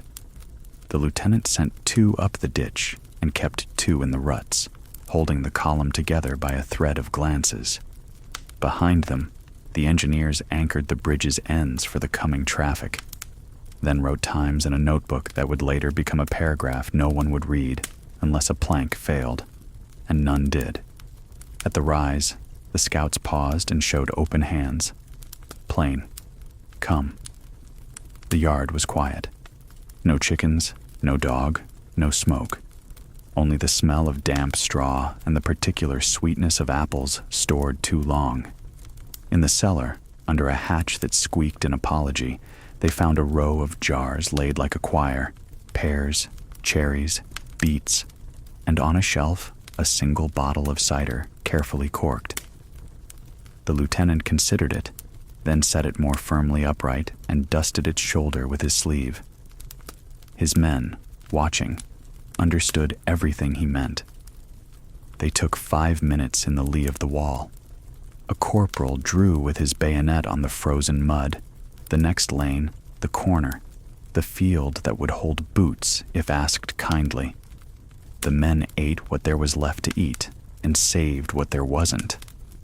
A medic, gloriously, produced a kettle and a handful of tea, and the steam that rose from canteen cups was a sermon nobody minded hearing twice. Sip, he said, and they obeyed as children do when told to slow down with something good. The tea tasted faintly of smoke and iron and home. Orders came as they always did, simple and domestic. On my mark, we go to the poplars. On my whistle, we cross the lane. If you lose sight, stop and wait for a breath. The enemy, if he was there at all, was conserving his adjectives. Now and then a shot from far off said present, and the fields replied, we know. The river below them kept its even sentence, a grammar lesson in patience. By midday, the bridge was busy. Behind the company came the clatter and grunt of vehicles, the wide-mouthed trucks, the slim-nosed scouts, the tank destroyer that muttered like an old sewing machine over heavy cloth. The engineers adjusted flows with the pleasure of men watching a plan behave. When a wheel slipped, 3 hands were there before the driver swore. When a plank complained, a hammer knocked once, and the complaint reconsidered. On the high road, the company lengthened and shortened as hedges required. Civilians showed themselves here and there, like deer curious and cautious. A woman in a shawl lifted a pail and set it down again when she saw the line pass. A boy held up 2 fingers in a gesture that, depending on accent, meant peace or victory, or perhaps simply, I see you. See me back. Jenkins, who had not been older than that boy by much when the war began, lifted his hand and matched the sign with the gravity of a treaty. The older soldier, already moving, nodded. What you can give, give. In the afternoon, the sun labored out, not warm, but bright enough to make ice along the ditch glitter as if someone had spilled a jar of buttons. The men stepped around the shine the way polite people step around a small child's toys, carefully, unwilling to disturb what was harmless and briefly lovely. The wind, which had carried the smoke so faithfully, laid itself down for a nap. Sounds came clearer. A hinge far off, a crow remarking on the ration situation, the faint clough of water against the pontoons. They met resistance only once, brief as a door held and then shut again. A rifle cracked from a hedge at the foot of a cart track. The round went wide, hitting a stone and making a noise like a spoon on a sink. No one panicked. The bar spoke once. The hedge discovered it was not eloquent, and silence, plainly relieved, returned to cover the matter with a few falling needles of frost. In the ledger of danger, it was a footnote, and yet footnotes are not nothing. They remind the mind to keep its place. Toward evening, they reached the second bend, where the river widened with the self-confidence of water that has remembered an old song. Here, the bank stepped down in a set of earthen stairs worn by centuries of boots that had not carried rifles. The lieutenant gave them 10 minutes to look. He did not call it that, but that is what he allowed. Men sat on the steps, elbows on knees, and watched the current. Some thought of ferries back home. Some counted the ice plates as they rotated and nudged. 1 or 2 said nothing to the sky with their eyes closed, and were answered in the way sky always answers, by being there and being large. Then the orders for the night: a perimeter beyond the bend, a watch on the bridge, a wire run to the farmhouse porch where a lantern could live if shaded. No fires, but stoves could be warmed briefly, lids lifted just enough to remind hands what heat does to joints. The engineers would keep the bridge awake. The company would keep the edges quiet. It was a treaty with dusk that all parties felt they could keep. In the farmhouse, the kitchen gave them its plain comforts: a table with 4 chairs and a 5th that wobbled until a folded postcard fixed it. A clock that had stopped at 3:20 sometime in November. A dishcloth stiff as a proverb. Jenkins found a tin of salt and marveled at its honesty. A thing meant to last that had managed it. He sprinkled a pinch into his canteen cup and swirled it into the tea like a man adding the ocean to a story. "My mother swore by it," he said. The older soldier grinned. Mothers swear by all sorts of things that turn out to work. Outside, the river's breath thickened as the air cooled. The pontoon bridge took on a deeper tone under boots, a cello where it had earlier been a violin. The smoke generators rested at last, their work turned to fog rising low and natural along the reeds. On the far bank, figures moved, our own, and their shadows crossed the water like ribbons thrown by a child and caught by the next in line. A last patrol walked the margin where ice met flowing black. They moved slowly, as if not to disturb the old god that rivers once were. One bent to lift a stick and found it a reed, green at the core despite the season. He put it back and pressed it gently into the silt, pleased by the stubbornness of sap. The lieutenant, passing, saw the gesture and said nothing. Men need to place small things upright in a world tossed sideways.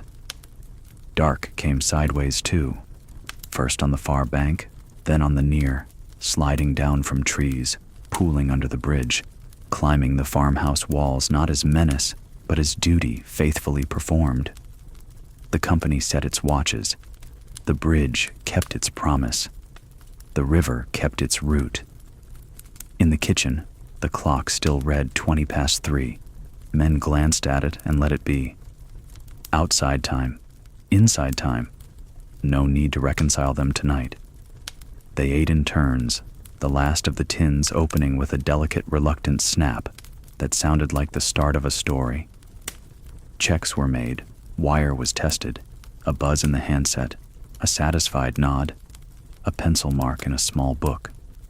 The medic counted morphine by touch, then put the vials away as if tucking children into bed, and turned down the corner of a page in his own thoughts, where prayer might be found later. Before sleep, the lieutenant stepped down to the river's edge alone. He listened a full minute, which is longer than it sounds. The water told him nothing new, only that it had been flowing before he was born and would go on after. That men built bridges and took them down and built them again. That crossings mattered, but not in the way maps insisted. He let the thoughts settle like silt, and then climbed back to the bank, where his men were a row of low murmurs and careful lights. If there was a moment to name, it came small and without intention. Jenkins, on last watch before midnight, felt the bridge vibrate lightly and assumed a truck. No truck followed. He realized it was the river itself, pressing its shoulder into the pontoons as if to test the fit, and relaxing when the fit held. He put his palm on the plank. The wood answered him with a faint, living hum.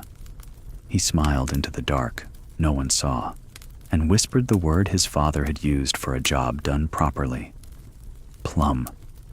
He passed that word to the older soldier when he woke him for the next watch, and the older man, not asking for explanation, accepted it as a good stone to put in his pocket. He would carry it a long time. The night settled with the weariness of a long day ending exactly as it should. Work done, men accounted for, bridge up, water down. In the farmhouse, the chair nothing could fix sighed and held anyway. Outside, ice clinked like small glasses downtown, toasting nobody in particular. The smoke had thinned to a natural mist that the moon approved of.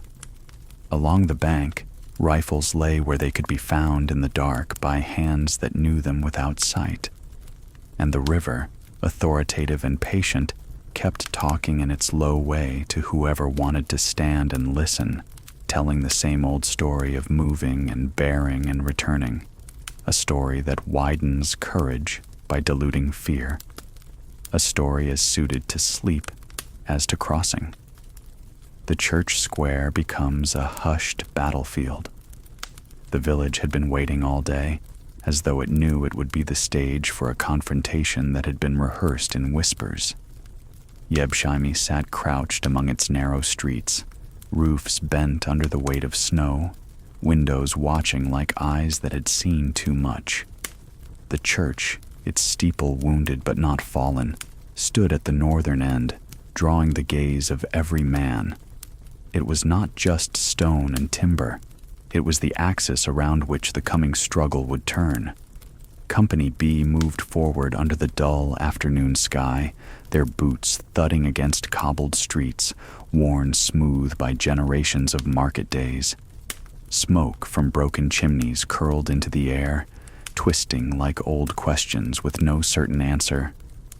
The men advanced in practiced pairs, each doorway eyed with suspicion, each shutter regarded as a possible rifle slit. It was not silence that weighed on them. It was the knowledge that silence here had teeth. At each corner, Lieutenant Murphy appeared, his presence both a lantern and a compass. His uniform carried the stains of weeks of unbroken fighting, his face shadowed with lines that did not belong to a man his age. Yet his eyes cut steadily from one position to the next, measuring risk, doling out courage with the economy of someone who knew there was only so much of it to spend. When the first shots cracked, no one was surprised. From the square ahead came the stuttering roar of German machine guns, echoing off stone walls and bouncing down the lanes like a trapped bird.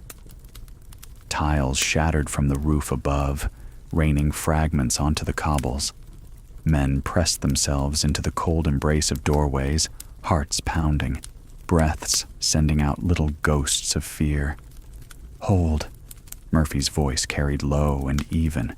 No panic. Not here, not now. He motioned with 2 fingers, and the squad fanned into the shadows, rifles angled, boots careful not to betray them on loose stone. The church square lay open before them, a place once meant for Sunday gatherings, now scarred into a killing ground. The fountain at its center, long dry, stood with its basin cracked, offering no comfort.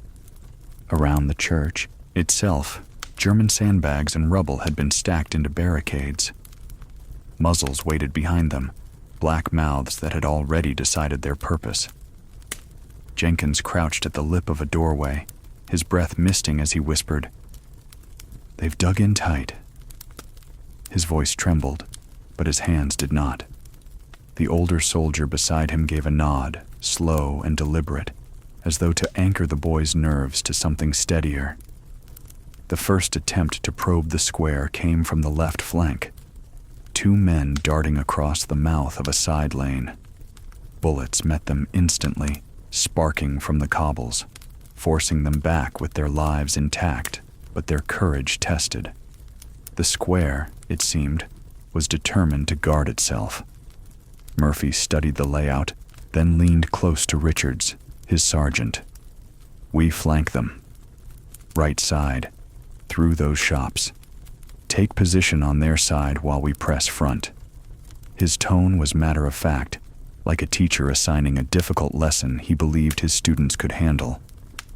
Richards nodded, gathered a handful of men, including Jenkins and the narrator, and disappeared into the shadowed row of buildings. Inside the first shop, shelves still stood, their goods long gone. Dust clung to glass jars that once held sweets for children. The floor creaked under boots, a sound louder than gunfire in the silence of anticipation. Up the staircase, 2 rooms overlooked the square. Through broken shutters they could see the German positions clearly. Men hunched behind sandbags, their helmets catching the dim light, their weapons sweeping the open approaches. Richards raised a hand. The bar team moved into place by the window, laying the weapon carefully, as though it were an offering. The rest positioned themselves with rifles ready, each man choosing a slit of vision through which he would soon alter the balance of the fight. Then came the signal. 3 shells landing close to the church, American artillery's punctuation to mark the beginning of the sentence. The square shook with the concussions, dust rising in brown clouds. At that moment, Richards whispered, "Now." The bar opened first, its thudding rhythm tearing across the German flank. Rifles followed, sharp cracks overlapping in a grim chorus. The Germans reeled, surprised by fire from the side they thought secure. Their machine guns stuttered, then turned desperately, breaking the symmetry of their defense. At the same instant, Murphy led the frontal assault. Men surged from cover, darting across the open stretch with courage that looked like madness until you saw how each trusted the other's timing. The square became a storm of movement, smoke, and sound. The fountain's basin shattered further under stray rounds. Windows splintered as bullets sought refuge in plaster. Jenkins fired steadily, his jaw set in a line that said he had crossed some private threshold. He no longer looked like the green replacement of a week ago. His eyes tracked calmly, his hands reloaded with mechanical grace. The narrator glanced at him between shots and thought, not for the first time, how war aged a man faster than years ever could. The fight was fierce, but brief in its peak. Crossfire pressed the Germans until their positions crumbled. One by one, helmets rose on rifles. Surrender. A handful tried to flee, only to be cut down by covering fire from the square's edge. The bell tower, still occupied by a sniper, spat a few last defiant rounds before a grenade lobbed through the stairwell silenced it forever. And then, as suddenly as it had erupted, the battle thinned to quiet. Smoke drifted across the square, mixing with the breath of men who realized they were still alive. The church stood scarred but not toppled, its doors half hanging, its stained glass shattered into jeweled shards across the floor. The fountain gurgled once as though mocking the silence, then settled. Murphy strode into the square, his boots firm, his eyes scanning every shadow. He moved among the wounded, German and American alike, his voice low but steady, instructing medics, calming men. When he reached the narrator's group, still stationed in the shop window, he gave a curt nod, approval that weighed more than medals.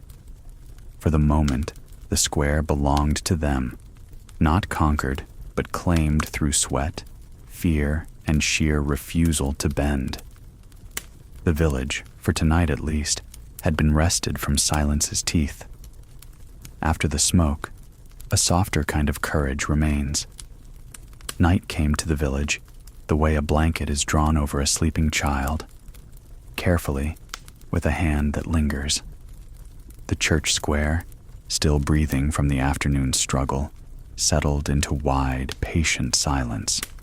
Walls held the day's warmth a little longer, then let it go. The men moved as people do in a house where others are resting, slower, softer, with a mind to every latch and hinge.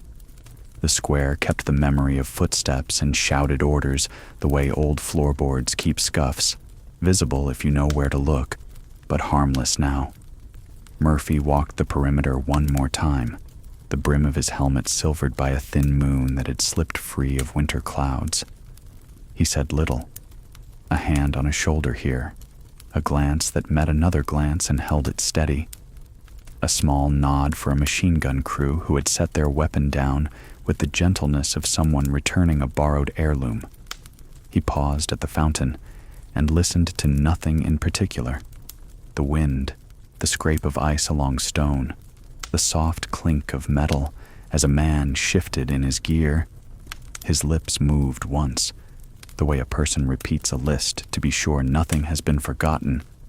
Satisfied, he drew the line of his coat tighter and disappeared into the dark like a thought returning to its shelf. Inside the church, the company arranged itself in careful rows, some on pews, some along the side aisles, boots on packs, backs to stone. Candles, guarded from drafts by cupped hands, made small lakes of light that flickered along the carved edges of saints and pew ends polished by 100 winters of Sunday coats.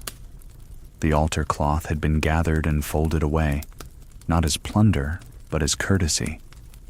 A scrap of stained glass, blue as a July lake, lay on the floor where the sunlight would find it in the morning, and the men, without saying so, stepped around it as they passed. Jenkins wrote, "Not much, only the outline of a letter on the back of a ration box. I am well. They feed us. It is cold, but we are warm enough. Tell the girls I saw a cat, and it looked exactly like ours," and tucked the scrap into his breast pocket like a promise he meant to keep. Across the aisle, the older soldier turned a pencil between his fingers, thinking of how to tell his mother that bread here smelled the same as at home, and how to explain that sometimes the snow glittered so bright it made a person hopeful against his will.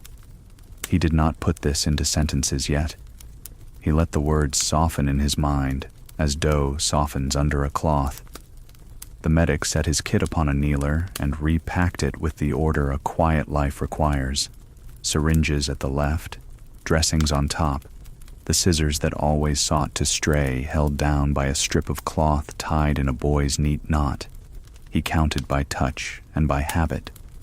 When he finished, he sat back and listened to the building's slow breathing, the tiny clicks of heating wood, the faint shuffle of a mouse in a wall, the long-taught patience of stone.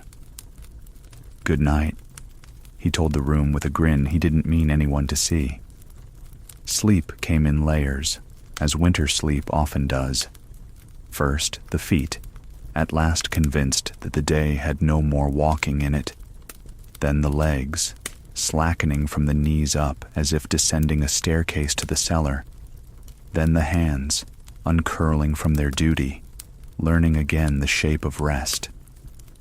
Last of all, the mind let go of corners and corridors and lay itself down where the heart had been waiting. Sentences that had begun at noon came to their periods. Questions lost their question marks and became statements nobody needed to examine till morning. A watch was kept, of course. It always is. 2 at the doors and 2 in the tower, their breath blooming in the cold as they spoke the small talk of the faithful, about nothing and about everything. They liked the way their voices came back to them in the nave, altered just enough to sound wiser. Between rounds, one man unfolded a paper from his coat and read 2 lines from a poem he didn't know he remembered. The lines didn't quite fit the moment, but the rhythm did, and so he read them again more softly, and the church seemed to nod. Near midnight, a wind found the bell and persuaded it to give one contented cluck, like a hen settling. Heads lifted, then laid down again. Somewhere, a harmonica tested a single note and decided the hour didn't need it. In the square, snow sifted into the shallow prints of the day and smoothed them over without malice.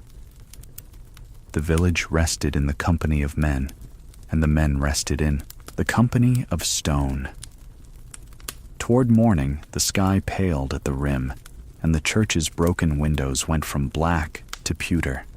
The candles burned down to beautiful stubs. Breath no longer smoked at every exhale. The chaplain, who had found 2 pages of a hymnal still legible, set them on the altar and traced a finger along a line about mercy, falling like gentle rain. He did not speak it aloud. He only looked at the words as a farmer looks at a field before sowing and feels, in that measured survey, some quiet strength return. When the first true daylight found the nave, it reached that scrap of blue glass on the floor and lit it from inside. The color leapt into the day with such sincerity that even a tired man could not help smiling. Jenkins noticed first. He nudged the older soldier and pointed at the bright oval, no bigger than a biscuit, thrown on the pew's worn wood. "Look," he said, voice hoarse from sleep. "Lake Winona," the older man murmured, and for a moment both of them stood on a wooden dock that did not exist in a country neither of them had ever seen, smelling June and hearing the cicadas, and knowing, without proof, that the dock boards would creak the same language as these pews. Orders traveled the room as a kindly tap on a boot heel. A finger brushed along a shoulder. A soft word by the door. Up now. Stretch. Coffee if there is any. We go on the hour. Men rose by inches, the way cold things do. They rolled blankets, buckled straps, checked rifle actions with a care that, even now, felt almost sacramental.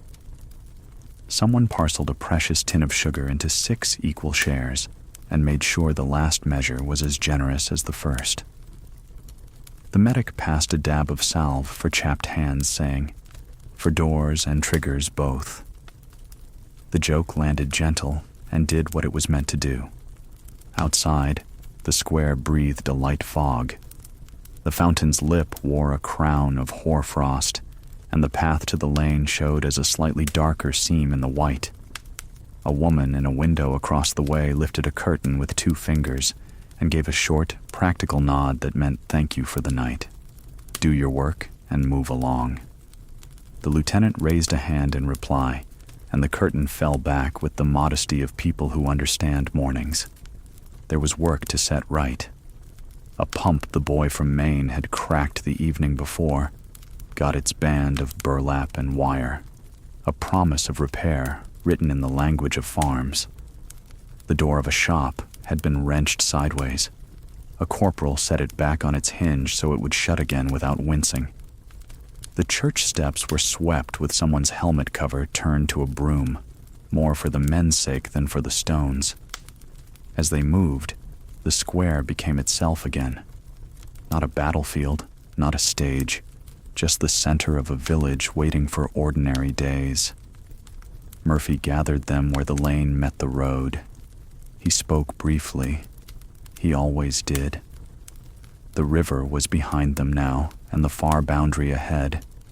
Their route would thread hedges and dip through 2 small valleys before climbing to a ridge with a view in it. "Keep your intervals," he said. "Mind the fields. Eat when told, not when hungry. Trust each other." 4 small orders to square a large day. He looked along the line and saw what he needed to see.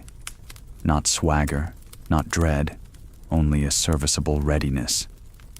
"All right," he finished, and the words sounded like a lid placed quietly on a pot that would simmer as long as it had to.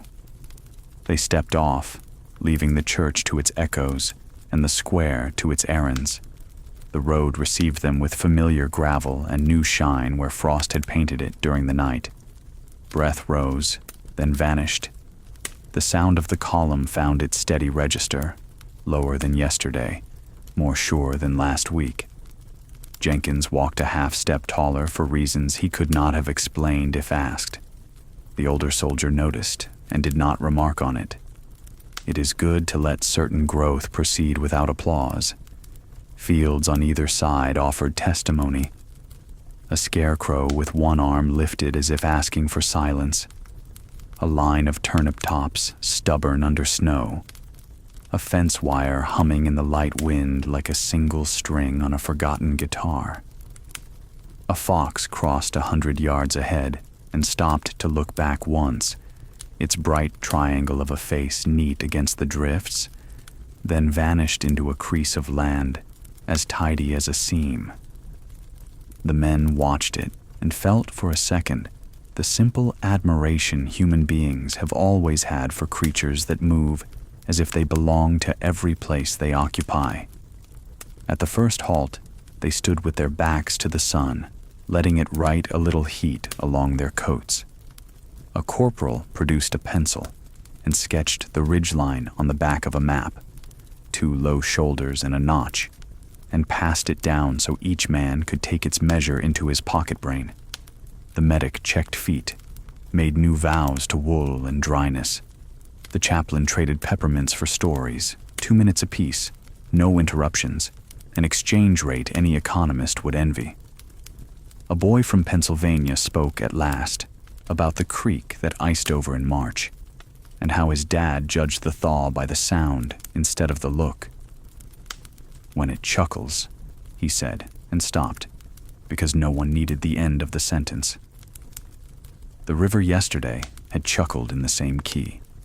By midday, they reached the ridge, and found the promised view. The land fell away in long folded pages, a book of fields and hedges and winter woods. Far off, a town sat with its roofs gathered close, smoking lightly as if to keep a secret warm. Between here and there, the road wandered like a string let loose by a patient child. The company stood and read the country with their eyes, each man taking from it what he needed: distance to measure, sky to believe, a horizon to lean toward. Here the day offered them a thing men do not always accept: quiet room to think. Not the sharp, narrow thinking of danger, but the broad, slow thinking that lets a person place one life inside a larger story. The older soldier felt it first. The sense that this winter would one day become a single shape he could hold by its handle, not 1,000 unconnected moments. He saw how a church square could fit beside a river bend, and how a boy's steadying hand on a bridge could weigh as much as any metal. He did not say this aloud. He let the knowledge sit like a warm stone in a coat pocket. Jenkins, beside him, broke a biscuit in two and handed over the larger half without apparently noticing that he had done it.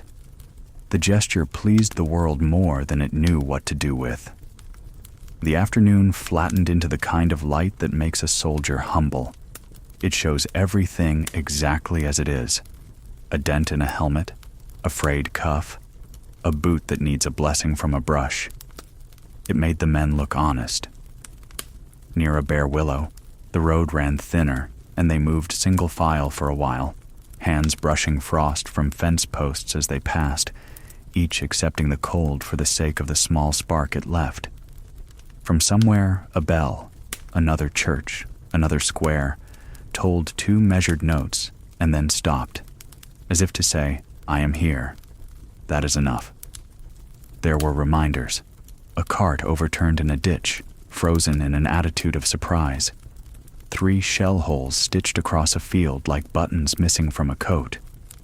The war remained present, but in this hour it chose good manners. The company returned the courtesy. They left gates as they found them. They stepped around a shrine at a crossroads, a small roofed box with a figure inside whose face had been rubbed smooth by years of touch, and each man, without knowing why, kept his rifle a little lower. When they halted for the evening, it was in a stand of alder that had learned to stay quiet in winter. The ground, once thawed by livestock, was a little softer than the fields, and the men sank to their ankles with a groan that had more gratitude than complaint in it. Watches were set. Water warmed just enough to become drink and not ice. The lieutenant, sitting on a stump with his map across his knees, looked up at the narrow slip of moon and felt, for the first time in days, the kind of tired that can be slept off. He closed the map, not because he had run out of routes, but because he had found the next one. The chaplain, with his 2 pages of hymns still folded in his breast pocket, asked no one in particular if there was appetite for a verse. No one objected. He did not sing. He spoke the words the way a person tells a story he trusts. "The peace of God, which passeth all understanding," he said, and did not need to finish. The understanding in short supply was enough. The peace, in that hour, was abundant. Even men who lacked for faith felt the room grow a size larger inside their chests. Jenkins took first watch. He stood where the alder opened toward the road and listened to a field mouse draw a careful line through leaves. He smiled at the industry of it. The older soldier relieved him, and, before Jenkins lay down, pressed a square of chocolate into the boy's palm, the way an uncle does without ceremony. "For the ridge tomorrow," he said. Jenkins hid the sweetness like contraband of the best kind and slept with the expression of someone who has chosen, for tonight, to trust the world. The night settled well. Stars showed themselves in measured numbers. No wind argued with the trees. Far off, a train announced itself and then reconsidered.